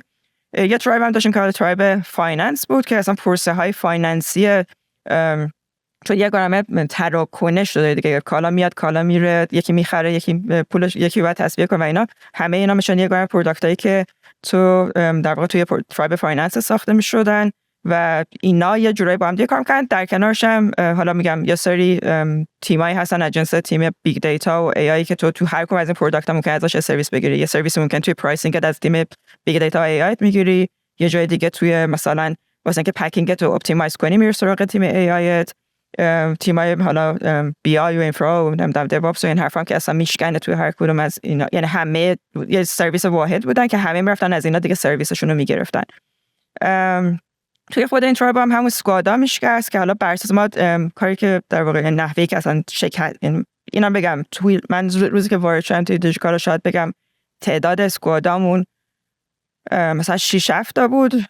آخر سال که داشتیم می‌رفتیم مثلا شاید به اسکوادمون مثلا برسیم به 10 تا یا شاید 12 تا مثلا اسکواد، چون پروداکت یه چیزی که اتفاق میفته همیشه این لایف سایکلشه دیگه. هی پروداکت بزرگ و بزرگتر میشه، تو میشکنی پروداکت واسه اینکه بتونی فوکس اون اسکواد رو ایجاد کنی، یعنی بگن آدمای تیم دیگه زیاد و زیادتر میشن.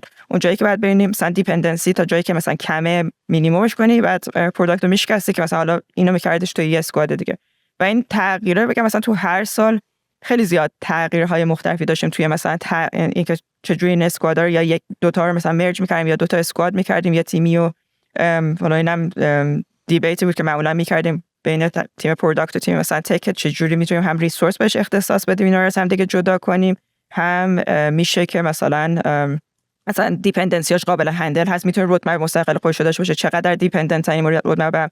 چون یه بخش سخت کار وقتی اینقدر پروداکتات زیادن و مثلا پروداکتات بزرگ میشن اینه که دیپندنسی رو هندل کردن تو همه این رودمپ هست که یکی داره مثلا میره توی چه میدونم قسمتی از سلر پنل یه سرویسی رو جنریت میکنه که آخرش تاثیر داره توی مثلا یوزر اینترفیسی که تو شاپینگ تو دیسکاوری یوزره، و اینا باید مثلا حواست باشه که وقتی دلیور میشه دوتاشون باید دلیور شده باشن. و اینا مثلا کاری که حالا پروداکت منیجرها معمولا توی اون پلنینگ هایی که توی رودمپشون دارن، حالا کوارترلی بیسیس، بعدش هم دیگه ریستارت توی هر اسپرینت و الاخر کلا با هم دیگه دارن انجام میدن.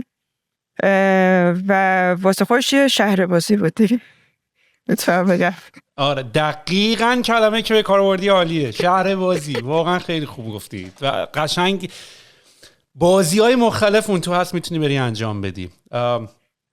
آره کاملا میفهمم چی میگی و اتفاقاً این داستان این کاری که ما داریم میکنیم همین اسباب بازی هاست دیگه. یعنی قشنگ من از این بازی برم تو یکم برم روی اون یکی سوار شم، برم روی یکی سوار شم، تیم‌های مختلف، آدم‌های مختلف. و واقعا هم راست میگی، جاهایی مثل اسنپ و دیجی کالا و اینا حتی این ور دنیا هم تعدادشون و تجربه‌ای که آدم توش میتونه پیدا بکنه اینا چیزی نیست که اینور ریخته باشه. و به نظر من واقعا اینا تجربیات خیلی زیبایی هست و این کمپانی‌های خیلی مهمی هم هستن. یعنی جدا از بحث بزرگ بودنشون، این کمپانی‌هان که اگر وارد بورس بشن، اگر کمپانی استارتاپ‌های دیگه کوچیک‌تر رو دیگر اکوایر بکنن. چون استارتاپ یعنی چی؟ مثلا یه نکته دیگه هم بگم. آقا مثلا یه نفری اومده همه کارا رو که کلا کمپانی‌ها نچرالی به صورت طبیعی بزرگ که میشن کرخت و کند میشن. این اصلا در طبیعت وجود داره، یعنی اصلا جزئی از قانون طبیعته که تو یه موجودی هم هی غذا بخوره و هی گنده بشه و اینا، از اجیلیتیش کمتر میشه. همیشه آخرش اون یارو چیزه اون سمور کوچیک چی با سرعت و اینا میپره و اینا میزنه دهن اون یارو آدم چاقرت میتره کنه.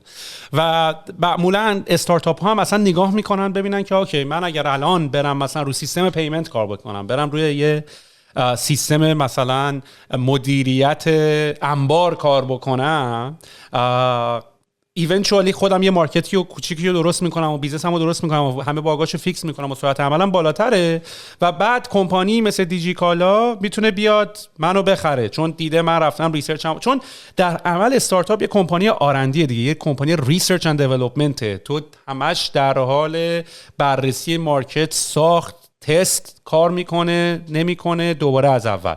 و بقیه استارتاپ ها میتونن زیر سایه کمپانی بزرگتر، یعنی منم اگر الان کمپانی استارتاپ اینور ساختم مثلا توی فکر این هستیم که مثلا در چند سال آینده آیا میتونیم مثلا بریم سلزفورس رو نگاه کنیم ببینیم سلزفورس کجای قضیه مثلا یواشه، ما الان اجیلیتیمون بالاتره بریم اونو بسازیم که بعداً مثلا سلزفورس رو تارگت بکنیم برای اینکه ما رو اکوار بکنن، یا مثلا زندسک یه کمپانی گنده تریه رو بریم مثلا تارگت بکنیم که ما رو اکوار بکنه، مگر اینکه حالا یا برنامه هم داشته باشیم که خودمون بریم وارد بازار بورس بشیم. اهمیت زیاد بزرگ این کمپانی‌ها اینن که باعث میشن یه سری کمپانی‌ها زیرشون یا یه سری کمپانی‌ها به وجود بیان، اصلا انگیزه‌ای به وجود. چون تو اگر استراتژی اگزیت نداشته باشی، اگر اگزیت پلان نداشته باشی، دلیلی خیلی زیاد نداره واقعا توی کشوری کار بکنه. و فکر کنم یکی از مشکلاتی که آدم‌ها دارن اینه که شرکت زدن معنیش نیست که بری یه شرکت بزنیم حالا به صورت ماهانه پول دراری و مثلا حالا از یکی حقوق نمیگیری.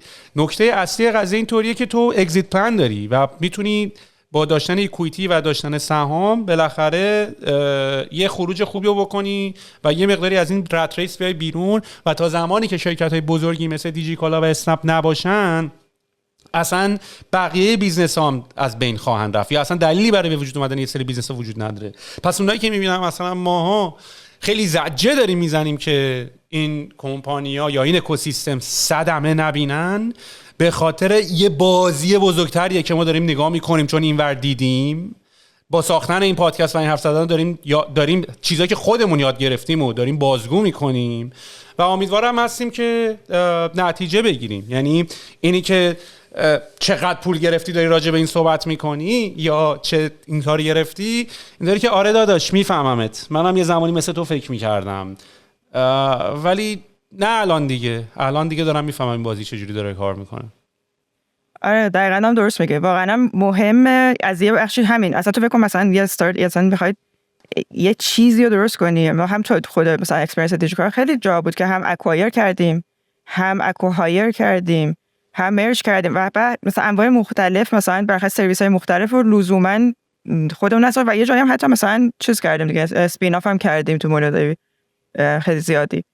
و یه بخشی هم دقیقاً اینه که تو وقتی میای مثلا استارتاپ تو میزنی لوکاپ میکنی به اینکه کجا میتونی حتی چجوری استارتاپ بزرگ میشه. یعنی تو اگر سرویست بیاد پشت این انترپرایز قرار بگیره یه دفعه اصلا اسکیل میشه، یه دفعه تازه معنادار مثلا یوزر میاد که بفهمی اصلا تو سالات میتونی چیکار کنی. وقتی اینا نیستن چیز دیگه، یعنی واقعا سخته. حالا میگم از اون بخش کوالیتی لایف و که چقدر میتونن این استارتاپ یعنی مثلا یه جایی مثل دیجیکالا و اسنپ چقدر تاثیر گذاشتن توی اینکه کوالیتی لایف بهتر بشه، مثلا میگذرم از توی اهمیتی که واقعا اینا داشتن. یعنی آره و آدم هم یادشون میره. من مثلا یادم توی اون پادکستی که من ایران بودم با سول مقدم گذاشتم در رابطه با همین داستان دیجیکالا بود و سول مقدم داشت میگفتش تا قبل از این که ما دیجیکالا رو بیاریم آدما مطمئن نبودن از یه قیمت یه کالایی، قیمت کالا رو میپرن و من اینجوری میشه. بعد تو کامنت ها دیدم که آدما دارن میگن وای دیجیکالا قیمت نمیدونم اینجوری میکن اینجوری که چقدر زود یادت میره داداش، میدونی واقعا یعنی یا چقدر سریع برامون یه چیزای عادی و طبیعی میشه و میخوایم عادی کنیم. و اینا اصلا مختص ایرانی‌ها نیست، مختص همه جای دنیا هست. یعنی همه جای دنیا الان واقعا زندگی بدون زوم عجیبه، میدونی، در صورتی که تا همین 2 سال پیش میخواستی بری میتینگ باید سوار هواپیما میشدی میرفتی یه کشور دیگه، در میزدی تحت میرفتی تو اتاق که 1 ساعت یارو رو ببینی، میدونی. الان واقعا عجیبه، یعنی یادمون رفت واقعا همه اینا رو به این صورت. آره واقعا چیز آدم حافظش کوتاه مدته دیگه، اینجا آدم حافظه نداره. آره. چقدر تیم دیجیکالا رو، تیم پروداکتش رو قوی میبینی و فکر میکنی که الان با توجه اتفاقایی که داره میفته مشکل هیومن ریسورس نخواهند داشت؟ تیمی که آدم خوش ساخته که دیگه چیز دیگه میگه که درجه 1 و حرف توش نیست دیگه، مگه میشه توش چیز باشه. ببین مشکل هیومن ریسورس که خواهد داشت، یعنی خیلی به نظر من تو ایران ما مشکل هیومن ریسورس خواهیم داشت، اونم به خاطر همین روند مهاجرتی که مثلا من دانشگاه بودم. خب مثلا اینطور بود که نصف کسایی که مثلا فارغ التحصیل میشدیم رفتن خارج از ایران، اما بازم مثلا حست اونقدری نبود که آدم مثلا دارن اینقدر از ایران خارج میشن. اما الان واقعا ریسورس داره میاد بدترش، یعنی سخت‌ترش اونجاست که میاد ریسورس ترین میشه و میره. خب و این سخت‌ترین ضربه رو میزنه، چون تو تمام زمانی تو داری میذاری که این آدم رو ترین کنی، چون دانشگاه میگیریش، طرف میاد کار یاد میگیره، تو محیط کاری اصلا قرار میگیره، تو کوآپریت کار کردن رو یاد میگیره، چون واقعا متفاوته اساسا تو کوآپریت کار کردن نسبت به تو استار کار کردن تو یه جاهایی. بعد به یه جایی میرسه که تو فکر می‌کنی خیلی خب الان دیگه موقعیه که میشه مثلا ریلای کرد روی این آدم و اون آدم میره. خب و این اتفاق دیگه خیلی روندش شده. من خودم از تیم خودم مثلا توی پارسال یه چیز بودن 10 نفر، مثلا یه تیم 80 نفر 10 نفر رفتن، خب خیلی زیاده. یعنی و همه لول هم میرن، یعنی همه رول و همه لول ها میرن، از پروداکت دیزاینرایی که مثلا چه مثلا توی حالت مثلا شما بگم جونیور رو به مثلا مید لول بودن، چه سینیر لول بودن، چه هد دیزاین هم مثلا بودش، همه این آدما مثلا رفتن. خب و این خودش یه بخشی به خصوص واسه وقتی یه پروداکت داره که یه ذره مچوریتیش مثلا میدونیم پروداکت داری نمیسازی مچور پروداکت، چون رفتن این آدما مثلا تاثیر میذاره تو این که مثلا حالا اینقدرم که لزوما همه جا داکیومنتیشن، حداقل تو ایران ما اینقدری واقعا خیلی چیزا رو داکیومنت نمی‌کنیم. مثلا یه درصدی از نالجه میره، یه درصدی از تجربه میره، یه درصدی از اینکه قبلا اصلا چی کار کردیم واسه این پروداکت و چرا این کارا رو نکردیم یا چرا اون کار کردیم، همه اینا میرن. واسه همین سرعت میاد پایین‌تر، اشتباهات آدم‌ها دوباره مثلا زیاد میشه و حتی آدم‌ها هم مثلا اون آدمایی که تو ریلای می‌کردی که مثلا 2 سال بمونه 3 سال بمونه، الان دیگه داره 1 سال میمونه، دیگه داره 9 ماه میمونه و اینم خب خیلی مثلا کوالیتی رو میاره پایین. لزوما کوالیتی آدم پایین‌تر نبوده، کوالیتی چون مدت زمانی که لرن میکنن و مدت زمانی تجربه میکنن. پروداکت هم من خودم میگم یه بخشی از پروداکت همیشه اینه که تو باید تجربه کنی، یعنی ساختن پروداکت‌های مختلف اصلا خودش یه تجربه متفاوتی به تو میده. توی مثلا رو تارگت مارکت‌های مختلف پروداکت ساختن تجربه دیگه میکنه، توی مثلا سایزهای مختلف پروداکت ساختن با دیتاهای مختلف پروداکت رو دیدن ساختن، همه اینا مثلا یکم تجربه است دیگه. اون تجربه به اون سطحی که باید نمیرسه و آدمایی که مثلا حالا به هر حال تالنتی هستن خیلی زود هانت میشن و میرن که اینم من خودم مثلا دیگه فکر می‌کنم مثلا دیگه خیلی گذشته از زمانی و زنگ خطر مثلا به وجود بیاد در مورد اینکه این خطر مثلا افرادی که واقعا میتون یعنی دارن بشه روشون این تعداد زیادشون، یعنی وگرنه خیلی دیگه افرادی مثلا که هستن و میمونن و به هر حال کسانی که دارن ادامه میدن، اما خب خیلی کمترن، خیلی کم شدن. مثلا آدمایی که تو میتونی بگی که این تالنتی که حالا داری سعی می‌کنی بسازیش روش در واقع تجربه داره کسب می‌کنه، بعدش هم بتونه بمونه و ادامه بده و کاسکیدینگ افکت هم داره. یعنی الان دیگه آدم جدید نمیمونه که نسل جدیدیه رو ترین کنه. اینو نمیبینیم. یعنی این اتفاق گنده نیست که اون رفت دیگه نسل جدیدیه رو کسی ترین نمیتونه بکنه. اون بچه 17-18 ساله که الان تازه وارد این حوزه شده آدم با تجربه نیست که بیاد کمکش کنه و این تجربه رو انجام بده. بله دیگه آدم شرایطی که داره. یه سواله که خیلی برای خود من باز توی قسمت پروداکت مهمه، مثلا حالا توی دیجی کالا چطوری رودمپتون رو درست میکردین و چطوری پروداکت؟ ببین یه نکته‌ای بذار از این جنس سوالام بپرسم.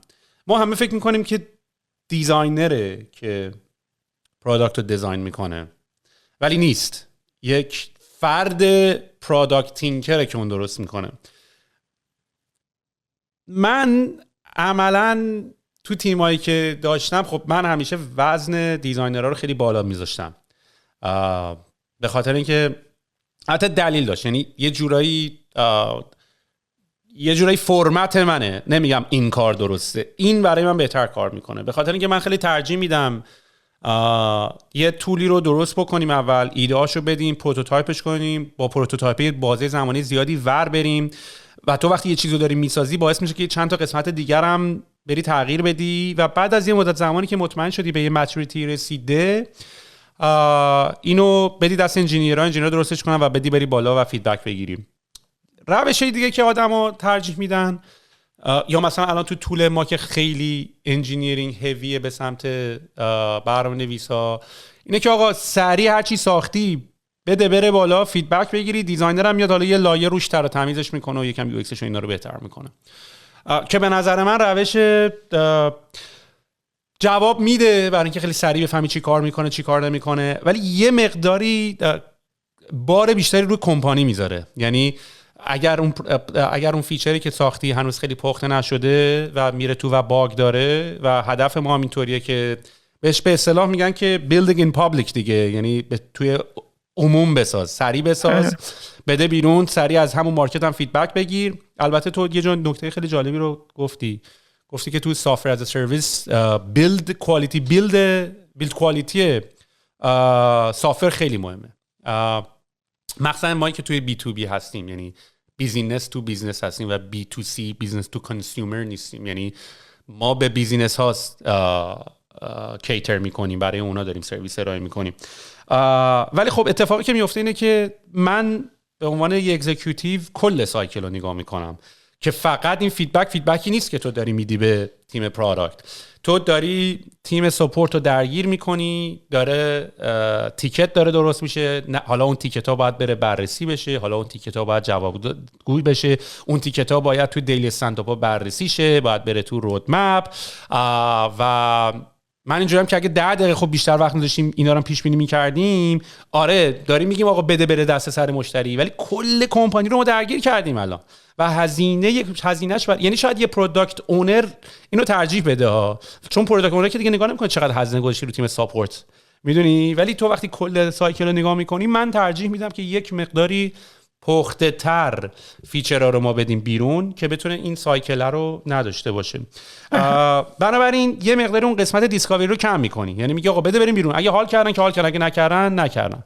توی روشی که شما داشتین کار میکردین، اصلا اینو میخواستم بگم که حالا من الان معمولا من یه چالش خیلی گنده‌ای که الان تو این زمانه دارم، پیدا کردن پروداکت تینکر اسلش دیزاینره. چرا؟ به خاطر اینکه اول اصلا ما طولی که داریم میسازیم فوق العاده طول خیلی طوله، یعنی قشنگ یه انگار مثلا خود کارخونه رو داریم میسازیم، چون ما یه پلتفرم کامیونیتی هستیم مثل فروم سافت‌ورهای قدیمی، ولی فانکشن‌های یه وبسایت بیلدر رو داریم. یه وبسایت بیلدری که صفحه استاتیک درست نمی‌کنه، هر کامپوننتش واقعا روی یک کامپوننتایی که کار میکنه، یعنی مثلا تو اگه واقعا میای یه بلاک میذاری اونجا، اون بلاک داینامیکه، داره کار میکنه و داره دیتا میکشه از این ور اون ور، یه چیزی بین یه CRM/website-builder/community platform، چیز خیلی عجیبیه. و کسی که داره این طولو میسازه، برای من شخص من اینطوریه که من یه اینترفیس دیزاینری که تو دریبل کار کرده به کار من نمیاد. چرا؟ چون ممکنه اینترفیس رو خوب بتونی بسازی، ولی برای اینکه بتونی فکر کنی چی باید بسازی، تو باید که شبیه من باشی از تو پوزیشن اگزیکیوتیو. چرا؟ که تو رفتی با اینترکام کار کردی، رفتی بک آفیس اینترکام رو دیدی، داری با سلز فورس کار می‌کنی، بک آفیس سلز فورس رو داری می‌بینی. چون ما داریم کلی اینتگریشن می‌سازیم که به این تولا وصلیم دیگه. تو باید با تابلو کار کرده باشی، باید با 1000 تا تولی که بیزنس ها دارن باش کار میکنن کار بکنی که تازه بفهمی که الان اینترفیسی که دارم میسازم چجوری باید با همین تولا کار بکنه. ولی اینکه یه بیرون بیای بگی آقا من دیزاینرم، تا حالا تو زندگی تو سلزفورس لاگین نکردی، تا حالا تو زندسک لاگین نکردی، تا حالا تو بک آفیس اینترکام لاگین نکردی، تا حالا 1000 تا از این تولا رو ندیدی، من اصلا نمیتونم تو رو کوالیفای بدونم که بتونی فکر بکنی که چی باید بسازی. و این آدمه دیزاینر نیست که این تولا رو میشناسه، این آدمه انجینیر هم نیست که این آدما رو میشناسه، پروداکت دیزاینر هم که مثلا نمیدونم چجوری پروداکت تینکر شدن. توی که اصلا نتونستی، نه انجینیرینگ تونستی بکنی، نتونستی دیزاین بکنی، چجوری اصلا پروداکت تینکر شدی؟ بعد این آدمه من نمیدونم، یه آدم عجیبیه این وسط که من میدونم، یعنی کیساشو میدونم که مثل تیمی که داره نوشن رو میسازه یا تیمی که داره لینیر رو میسازه، انجینیر اسلش دیزاینرن، میدونی، یعنی به اصطلاح هم میتونن فکر کنن هم میتونن بسازن. ما خیلی تو کمپانیا فکر کردن و ساختن و اجرا و مدیریت و اینا رو به تیم‌های مختلف واگذار کردیم. و من این چالش رو الان دارم. نمیدونم تو به همچین چیزی رسیدی، احساسش کردی یا نه؟ یعنی من الان به شدت بعد از یک کمپانی که 5 سال دارمش، همچنان با سیاوش و محسن بهترین پارتنرهای برینستورمینگ من برای فیچرها هستن، نه انجینیرها و نه دیزاینرها. نمیدونم تو همچین تجربه‌ای داشتی یا نه؟ اون پروداکت تینکر رو من پیدا نمی‌کنم. ولی حالا چیزه بعضا کار خیلی سخته، یعنی همچین آدمی رو پیدا کردن، اونم کسی که تو مثلا انتظار داری این همه این تجربه رو داشته باشه و حالا بتونه دوباره اینوویتیو هم باشه و بتونه مثلا خوبم تک و درک کنه و الی آخر مثلا واقعا کار سختیه. اساسا ظرفارم بشوره، آره ظرفارم بشوره و خشکم بکنه بذار کنار، اصلا کار سخته اینا. حالا ببینید تجربه من، حالا یه چیز دیگه یه فرقی هم داره. خب من مثلا یعنی این تفاوتی که من مثلا تو وقتی داری یه پروداکت یا توی مثلا استارتاپ خودت داری میسازی یا توی استارتاپ داری میسازی، تو پروداکتی که یه ذره پروداکت مچوریه و داره مثلا این مدت زمان زیادی داره کار میکنه و بعد مثلا و یه بخش دیگه هم حالا بگم جنس بیزینس، یا توی پروداکت داری توش میسازی، تو داری پروداکت میسازی که حالا مثلا با بیزنس ها سر کار داری، جنسش اینه که مثلا آدمایی که حتی تو میخوای اینترویو بکنی، میخوای مثلا پروتوتایپ بسازی ببینی چجوری کار میکنه، یه نحوه دیگه عمل میکنی تا مثلا حالا اگه پروداکت چه بی تو سی باشه چه مثلا پروداکتی باشه که مثلا پروسس اصلا، یعنی میدونی مثلا یکی از پروداکت‌های ما اساسا اینه که تو چجوری این الگوریتم مثلا پیک کردن توی انبار رو مثلا داری اپتیمایز میکنی و مثلا چه اتفاقی داره میفته، چجوری اون پیکر من نمیتونه سرعت پیکش 2 ثانیه کم بشه فقط به خاطر اینکه بشه در کل مثلا یه روز مثلا تو میشی مثلا چندم بودم مثلا 1000 تا بستر بهتر میتونی ورش داری. اساسا این اتفاقی که داره میفته اینا. یه چیزی که وجود داره من یعنی ما یه بخشی تو داریم که مثلا این پروداکت رو چجوری انجام، ما یه بخشی که داشتیم این بود که تو با یه کمپانی هم یه مثلا کسایی هم تعریفی به نام استیک هولدر. خب یعنی من فکر کنم الان تو حالا محسن و در واقع پارتنری که داری جای سیاوش جنس چیزن، جنس اون استیک هولدرن که دارن باهات هم فکری میکنن و حالا چون شما فاوندینگ تیم بودی و خودت همین نقشه برداشتی، حالا این اتچمنت رو نسبت به اون پروداکت تینکرهای خوبی هم هستن. یعنی اینترفیس ها رو میشناسن، با سافرهای مختلف کار کردن، میدونی، یعنی صرفاً فقط به عنوان استیک هولدر نیستن، میدونی. داری برین استورم میکنی باشون دیگه اینا. خب به قول تو با اون چیز کنی. اما ما مثلا یه چیزی که داریم به خصوص مثلا توی پروداکتایی که مثلا داشتیم یه بخشی یعنی سختیه، یعنی سختی که نه، یه بخشی چالشه دیگه. یعنی تو توی هر پروداکت داریم مثلا یه سری چالش داره این حرفا، اینه که تو این الاینمنت رو با سه استیک هولدرات هم به وجود بیاری و الاینمنت استیک هولدرات هم با هم وجود داره. چون ممکنه از یه چیزی که تو داری میسازی دو نفر یه نفر یعنی نفع بر یکی متضرر بشه و حالا این دو نفر بعد اورلپ کنید رو هم دیگه که آقا مثلا چه شکلیه، یا مثلا در نهایت تو یه مقدار ریسورس داری دیگه، آخر سر که بیشتر از این ریسورس نداری که بتونی پروداکت بسازی، چجوری اولویت بندی میکنی که یه کاریو مثلا که حالا یه تیم دیگه مدت هاست دیپندنت شده و میخواد که این اتفاق بیفته به خاطر اینکه این KPI شو بهتر میزنه و سازمانی هم هستش که خیلی بزرگه دیگه، هر کسی یعنی OKR ها دیگه مثلا ابجکتیوهای بزرگتری ان، تعداد KPI خیلی بیشتر وجود داره، هر تیم واسه خودش ابجکتیوهایی داره و دنبال اینه که بتونه اون ابجکتیوهاشو از طریق حالا اون پروداکت که داره بهش کمک میکنه اساسا کمک میکنه به رسیدن بهش، یعنی پروداکت است که اصلا اون ابجکتیو رو محققش میکنه تا حد زیادی. حالا اینا اوورلپ هایی با هم دیگه دارن، بین اینا پرایورتایزیشن کردن. یعنی یه چیزی که از نظر من به خصوص وقتی پروداکت ها تو این مثلا چون حجم زیادی از پروداکت وجود داره و حجم زیادی مثلا تو پروداکت هم توی زمان مچوری با یک عالم استیک‌هولدر درونی با یک عالم یوزر درونی سرکار، پرایورتایزیشن اصلا یه بخشی که لزوما شاید تو تجربه خودت هیچ وقت به این جای نرسیده باشی که یعنی واقعا سردردته که چطوری بین اینا مثلا چطوری نگوشییت کنی اصلا بین مثلا اینکه تو این کار انجام بدی یا این کار انجام بدی و این نگوشیشن یه اسکیلیه که وقتی پروداکت خودت تو حساب خودت داشتی دیگه مثلا چیز می‌کنی دیگه یه جا میگم من اینو ساکریفایس می‌کنم، میدونم چی به دست میارم، بعد یه ذره دور هم تره دیگه. خب یه ذره مثلا جنس یه ذره استراکچرهای مثلا بزرگتری است که بعد با اینو بگیری بعد حالا جلسه واقعا مثلا استیرکو بذاری که همه این آدما رو الاین کنی در مورد مثلا این رودمپ و در مورد این پرایورتایزیشن و اینکه چه تارگت هایی ممکنه نرسیم، چیا می‌خوایم ببریم تو ریسک توی رودمپمون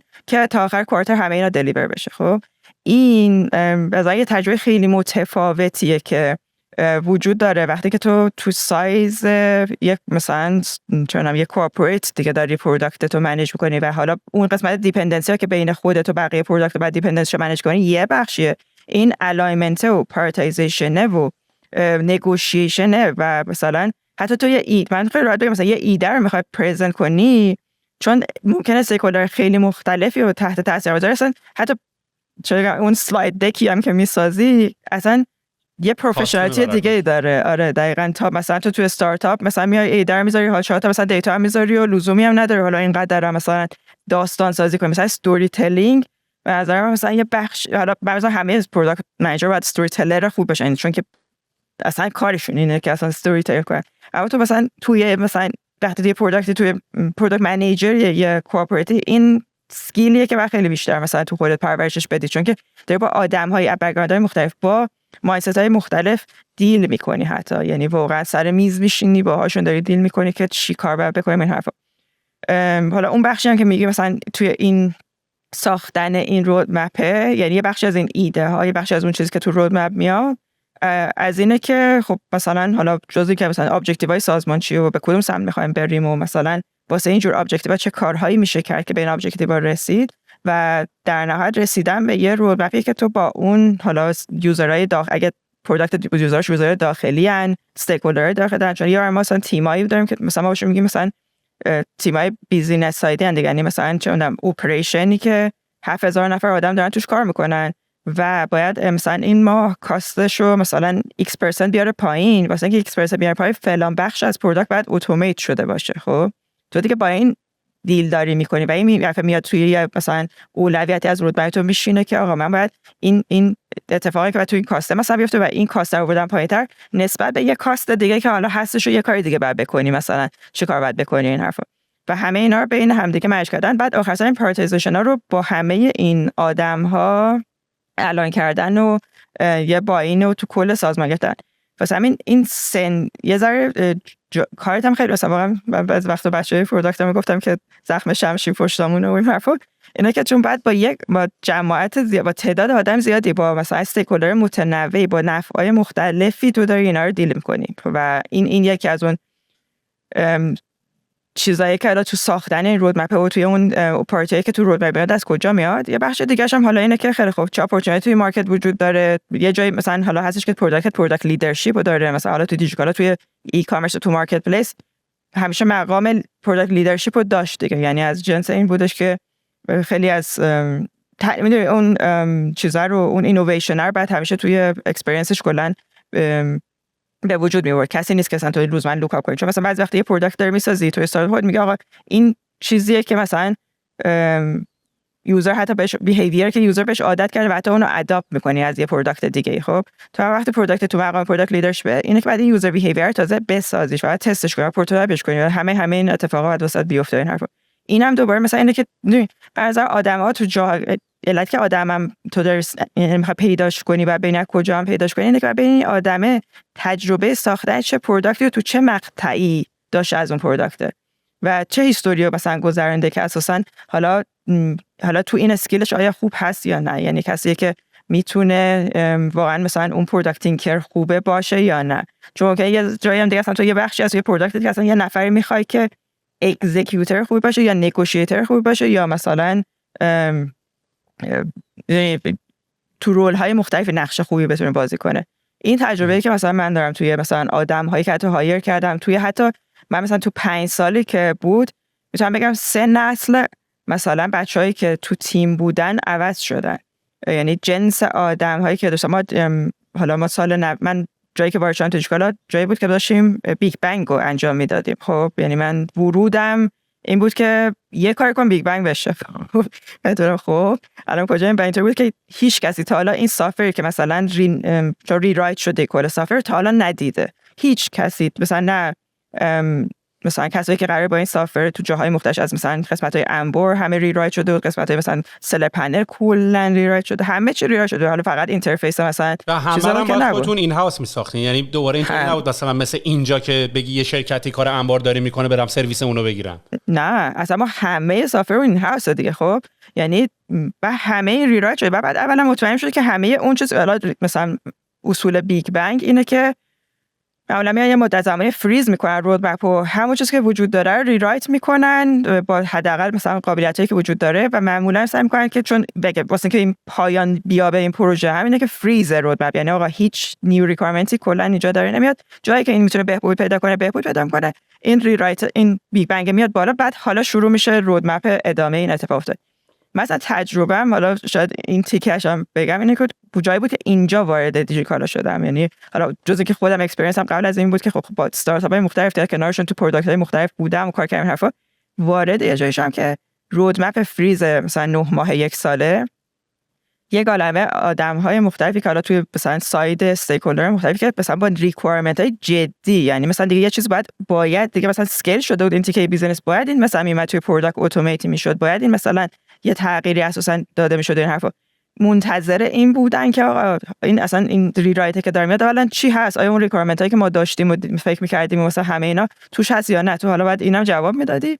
از اون طرف هم باید مثلا این بوده که خیلی خب حالا من بعد از این رایت چقدر زمان دارم که مثلا ما بیزنس مدل مثلا 3 ماه کمتر از 3 ماه بعد از اینکه اصلا پروژه بیگ بنگ اومد بالا رفتیم رو مدل سوپرمارکت، یعنی سوپرمارکت رو دیجیکال کردیم. مثلا اول کردن دیجیکال سوپرمارکت، فرقش اینه که پیک انبار فرق داشت. ما مثلا آیتم پیکینگ داریم، اینجا بعد اوردر پیکینگ اضافه میشد. دلیوری متفاوت، یعنی اصلا تایم اسکوپ متفاوت، اکسپریانس دیسکاوری متفاوت، اکسپریانس چک اوت متفاوت. و اصلا ما یه مسئله داشتیم به نام مسئله گوشت و مرغ، به خاطر اینکه تو گوشت و مرغ فاسد میشن، بعد از یه روز فاسد میشن. خب بعد این ریسایکل کردن اینا خودش یه مسئله بود، یعنی مسئله بود که شما FMCG هم انجام میدادین تو دیجیکالا. ما 97 FMCG وارد دیجیکال کردیم دیگه، یعنی گوشت و مرغ هم میفروختیم. خب بعد اینو تو وارد پروداکت کردن تو پروسه، مثلا همه چی، ما همه نرم افزار، همه پروداکت هم داخلیه دیگه، یعنی همه اینا بعد توی پروداکت تغییراتش رو ایجاد می‌کردیم، همه این اتفاقا بعد میافتاد. و میدونید جنس، حالا اون موقع میدونیم بعد از این بیگ بنگ تو آدمایی می‌خواستی که فقط و بهتر خوب پارتایز کنن، اکزیکیوت کنن، تحلیل ریکوایرمنتی درستی داشته باشن که فقط مثلا درست ساخته بشه، یعنی میدونستی بعد چی بعد داشته باشی، یعنی واقعا نون بود واسط این، یعنی انقدر اینوویشن واقعا شاید بگم یه جایی نمیخواست پروداکتت.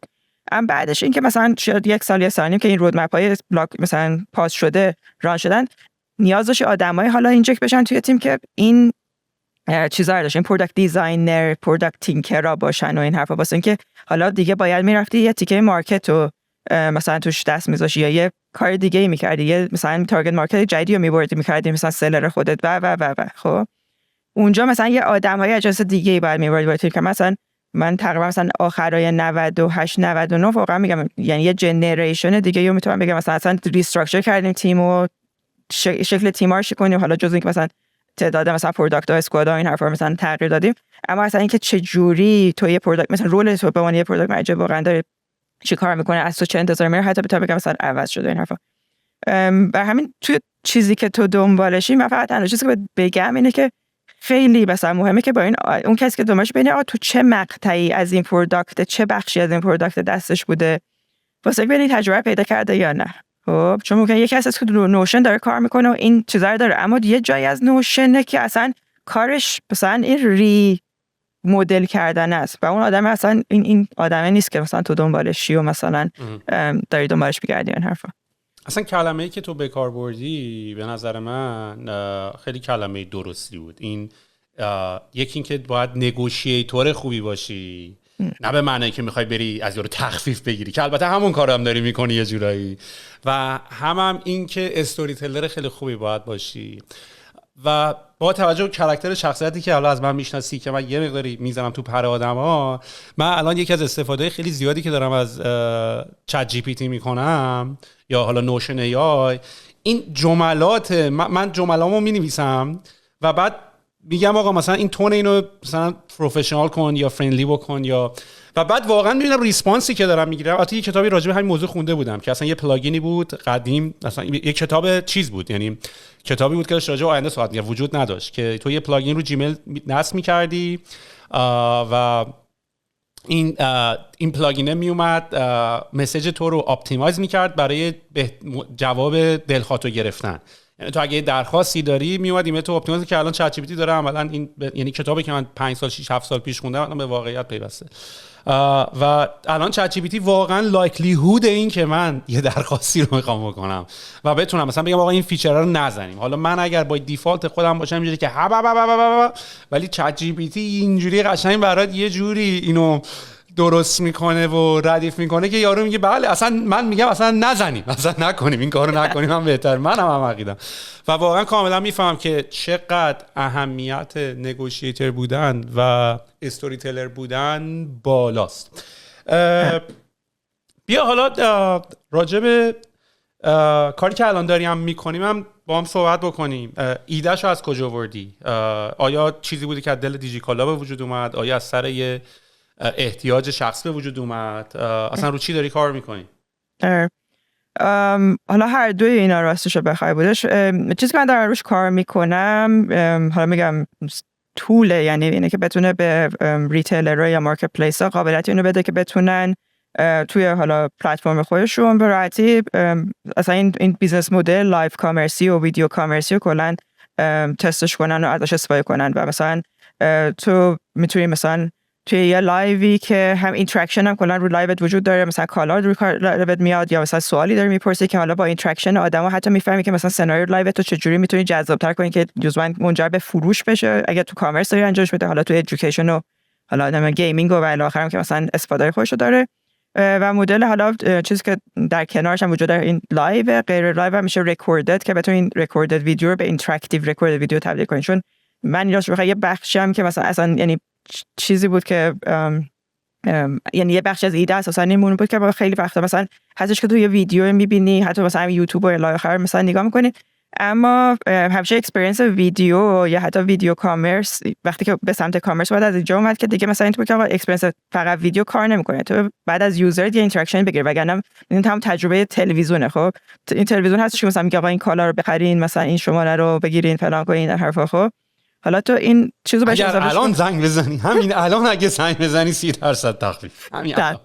دقیقاً. حالا اینو تو به صورتی که بتونی اینتراکشن داشته، یعنی یوزر بفهمه که یوزر از این خوشش اومد، کلیک کرد، مثلا با چه دیتایی باز کرد، چه چیزای دیگه ای پشتش دید و همه اینا رو بتونی دیتاشو داشته باشی.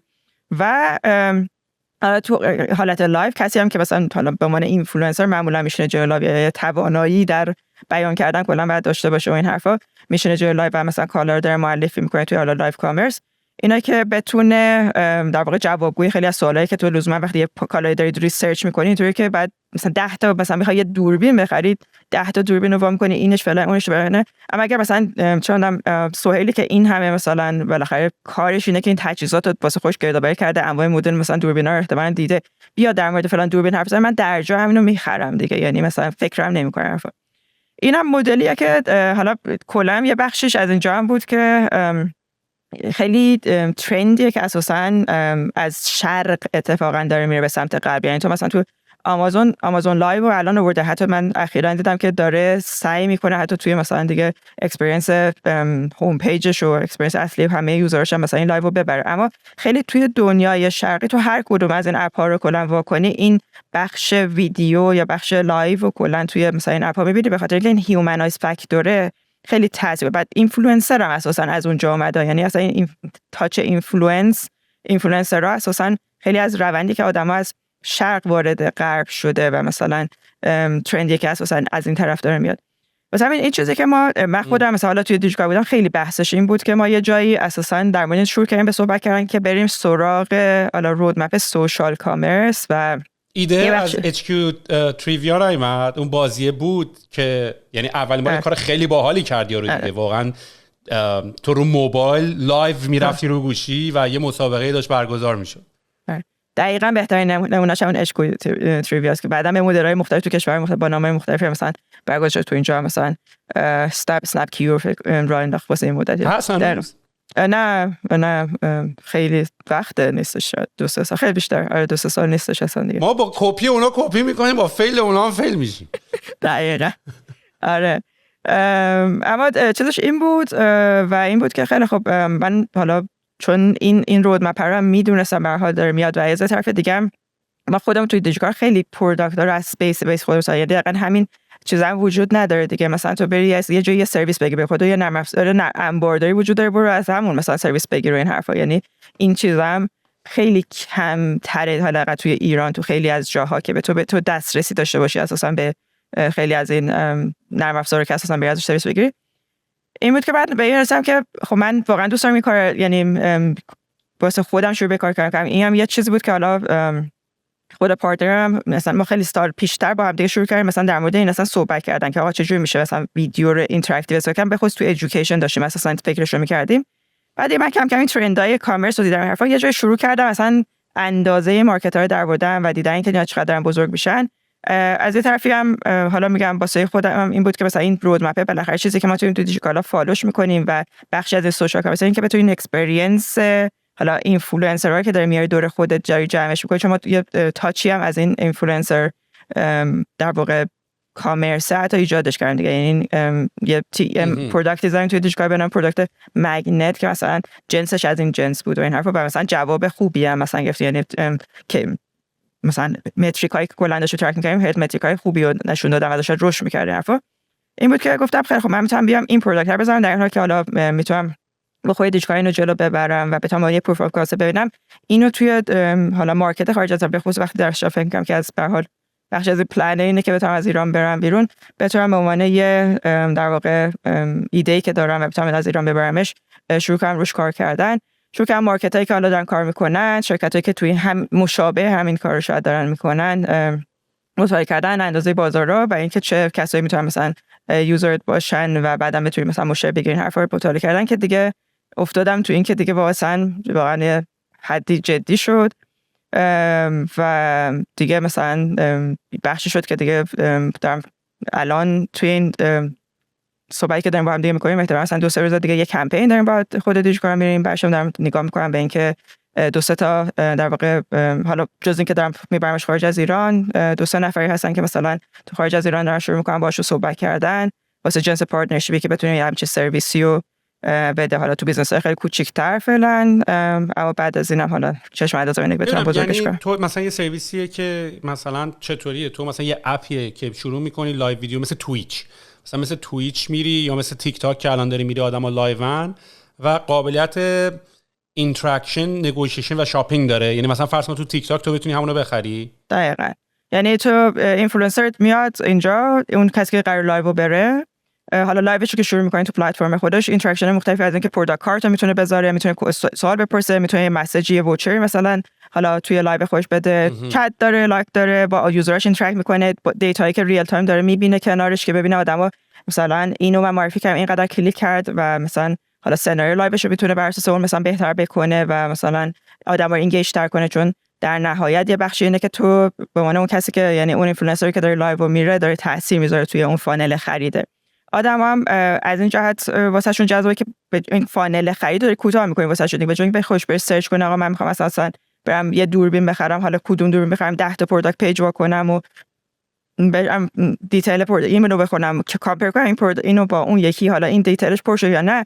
این قابلیت دارم که میام این تو این لایو و یه جایم ایمپالس باینگ اتفاق میفته، یعنی تو اصلا فکر نمی‌کردی که مثلا بخوای این دوربین رو بخری، انقدر سوال جذاب داره معرفی می‌کنه و همونجا قابلیت کلیک کردن وجود داره، کلیک می‌کنی و میری می‌خری و چک اوتش هم می‌کنی در جا. مثلا مگه نیاز نداره که یه فیچری مثلا تیک تاک، اولا که خب به نظر من اولا به ایده خیلی باحاله، مثلا که الان اگه دنیای تویچ هم اگه نگاه بکنی، تویچ خیلی اینتراکتیو و با این چت بات ها و کامند لاین ها و اینا همه کاری میتونی بکنی و کلی هم اورلی میده به آدما که قشنگ دیتا ریل رو بندازی اورلی بکنی بیای رو صفحه. ولی از یه طرف این اینتراکشن رو چجوری میخوای ایجاد بکنی رو خود تیک تاک؟ این اینتراکشن اولا که به نظرم یه تهدید اینو داره که خود اپلیکیشن این کارو بکنه یا حالا اپلیکیشن به عنوان فرصت اکوایر بکنه، ولی این اینتراکشن مگه نباید رو اپ تو را بیفته؟ چون که تو که نمیتونی روی اپ تیک تاک اینتراکتیویتی درست کنی مگر با چت و کامند لاینا. حالا دو تا هستش که یعنی یکی اینکه خب تو اولا این قابلیت میده که خود اون مارکت پلیس یا خود اون ریتیل این لایو توی مثلا لایو یعنی جایی که بازدید ازش زیاده، حالا مثلا به خصوص وقتی یه مارکت پلیسی که خودت بازدید داری میتونی لایو توی پلتفرم خودت اساسا اجراش کنی و داشته باشی و یوزر که داره بیاد اینجا اصلا اینگیج میشه، یعنی مثلا یه بخشش اصلا جرنی کاربر توی خود اون لایو داره اتفاق، توی خود اون اپلیکیشن مثلا مارکت پلیس داره اتفاق میفته و تو کار اون استریم کردن و ترانسفر کردن این اینتراکشن رو روش گذاشتن و دیگه همه اینتگریشن هم اینقدر دیگه راحت‌تر کردی که کلیک میکنه در جا میفته تو کارتش و الی آخر دیگه میره خریدش رو میکنه و همه دیتاش هم تو داری میگیری. مثلا یه بخش خوبش این اینتگریشن است که تو خود اون اپلیکیشن مارکت پلیس داره. یه تیکه که حالا ما به حال پروداکت که داره میره یعنی کامل میشه، اون بخش ری استریم کردن، یعنی اون اینفلوئنسری که اومده بتونه از توی حالا جاهای دیگه‌ای که مثل یوتیوبشه، مثل اینستاگرامشه، تیک تاکشه، تویچشه، حتی الی آخر بتونه اصلا آدینسشو بکشونه توی این لایو که یا تو خود این مارکت پلیس مثلا لایو ببینه یا تو همون جاها ببینه. اما این اینتراکشن اونجا آره جنسش اینه که اون حالا چت و این حرفا راه حل وجود داره توی بعضی از این پلتفرم‌ها که میتونی چت رو بگیری و بیاری با تو یه جا همه اینا اینتگریت کنی از این ری استریمینگ، یعنی ری استریم رو بهت اجازه میدن، اما اینکه تو اینتراکشن رو بذاری روی اینا نیست که اونم مثلا دیگه جنسش تبدیل میشه به اینکه حالا سولوشنایی که خیلی اومدن اینو حلش کردن از جنس کیو آری که تو به طرف میدی این حرف رو من نمیتونم اونجا کلیک کنم، اما معمولا جنس این آدمایی که تو میخوای این آدما رو بکشونی تو اپ خریده، اپ مارکت پلیس، اپ ریتیلر، مثلا خود اون اینفلوئنسر میگه آقا تو بیای توی مثلا چیز یعنی اپ مثلا ترندیول حالا توی مارکت، چون ترندیول یکی از اینایی که خوب داره توی هم ویدیو کامرس هم توی لایو کامرس کار میکنه، حالا مارکت های نزدیک ایران هم هستش و اینا توی ترکیه اینا. مثلا بیا تو اپ ترندیول من بهت این تخفیف رو میدم و میتونی مثلا تو این مثلا یک ساعتی که مثلا لایو داره اجرا میشه مثلا میتونی از این استفاده کنی، یا حالا هر اینسنتیوی که وجود داره این حرفا که طرفو بکشونی توی خود اون در واقع پلتفرم مارکت پلیس، که چون مارکت پلیس واسش اینه که یوزر بیاد توی یعنی اپلیکیشن خودش که فانل خریدم کوتاه‌تر بشه دیگه، این طرف درجا بتونه بخره و بره جلو این حرفا. بیشتر از ری استریم واسه گرفتن آدینس و آوردنش توی استفاده می‌کنه که این نرم افزاری که ما داریم می‌سازیم اون قابلیت ری استریم رو میده که اینفلوئنسر بتونه ری استریم کنه تو اون حالا جاهایی که معمولا فالوورش بیشترن، از اونجا فالوور بکشونه تو اپ مارکت پلیسش که بتونه با اینتراکشن‌ها راحت‌تر جرنی خرید رو طی کنه یوزرش. به نظر من ایده خیلی اسمارتیه، مثلا که واقعا این ریل تایم بودن و لایو بودن و اینا رو و این اینتراکشن با آدم‌ها رو من خیلی دارم احساس می‌کنم. یه مدتی هستم تویچ خیلی برام جذاب شده به خاطر همین کانسپت اینتراکشنش و احتمالاً روی موبایلم به زودی فیچر این چنینی داریم می‌بینیم. تو همین که به این ایده داری تو ایران فکر می‌کنی 2 سال حبس داری. یه پادکست با من 1.5 ساعت ضبطش طول کشید تا فقط وصل شیم. 2 سال حبس خوب اومد، دست در نکنم واقعا. مرسی. آره به قول خود مشتی امیدواریم که اینم اوکی شه و میری. پس برنامه رفتن داری به کجا فکر میکنی؟ دبی من چقدر دارم میشنوم داره میترکونه، یعنی دیگه روزی نیست من دبی نشنوم. آره دبی که خب اعلان کرد دیگه، گفت من تو 10 سال آینده میخوام بشم تکاب دنیا دیگه و واقعا هم داره اینوست میکنه. یعنی اصلا حالا الان که خود دیگه مثلا میدونید دیگه دنیای اینوستمنت هم اینقدر اوضاع مثلا استارتاپی که دنبال جذب سرمایه این حرفا هستن، حتی تو غرب هم دیگه خیلی خوب نیست و الی آخر. اما توی این منطقه حالا منا یا گالف کانتریز کلا ما چون اینوست یعنی یه ذره اینوستورها هم انگار تجمیع کردن کلا و این حرفا، اومدن کلا توی منطقه حالا هم دبی هم عربستان. یعنی یه چیزی من چند وقت پیش دیدم، یه تبلیغ تو همین مثلا اینستاگرام کجایی بودم دیدم اومد به نام نیو مربع. حتما اگه ندیدین سایت ها رو ببین، یه شهری دارن میسازن اصلا، بیا ببین اصلا توش هیولا نیو مربع. آره یه دراگون توش پرواز میکنه و نمیدونم یه چیز اصلا یه چیزای فضای ماشینا تو هوا و اصلا یه چیزی دارن میسازن. آره نیو مربع اوف اصلا دقیقا اوف یه چیزیه واسه خودش. اینا نمیدونم قابلیت شیر اسکرین دارم و یا نه، بذار ببینم. این پایین یه فلش داره میاد. اینا دیگه همه چی تیریدی بعدش هم اینا میسازن دیگه. باریکلا.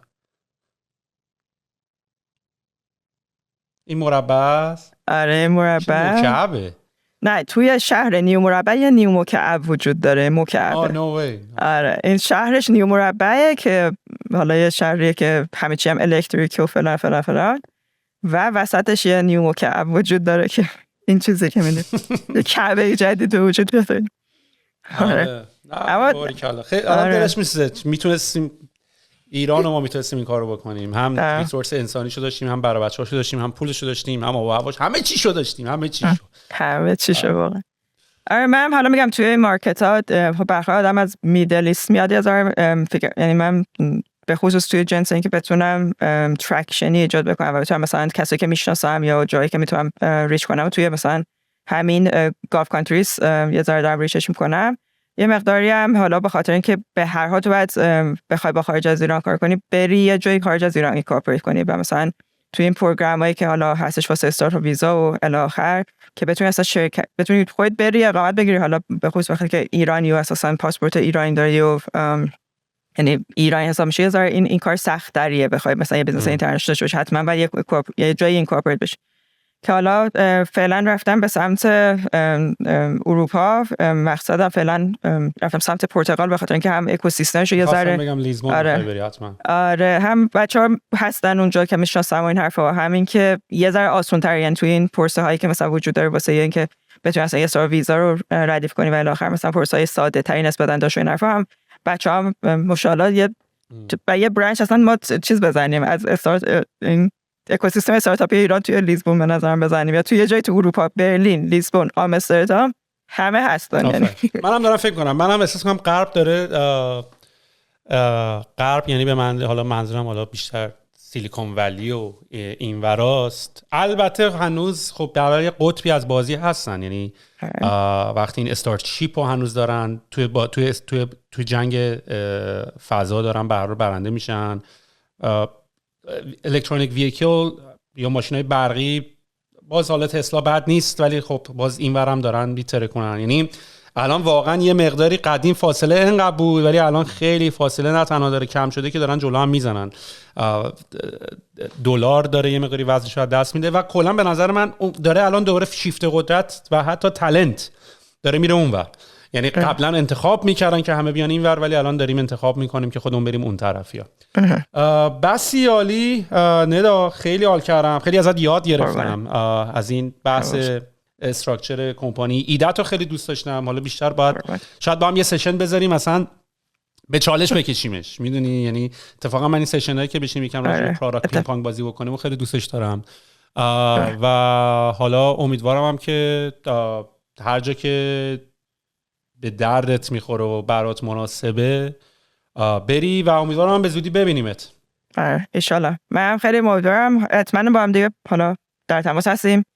واقعا من خوشم میاد. من دوستم چالش بشه. من همیشه دوستم به نظر پروداکت با آدمایی که خیلی خوب پروداکت، یعنی البته من بخوام به نظرم توی حالا همیشه تجربه که داشتم اینه که کسایی که خیلی خوب خوب میتونی پروداکت چیز کنی، یعنی برخورد کنی باهاش. به نظر خیلی خوشحالم میشم که با هم دیگه سشن داشته باشیم.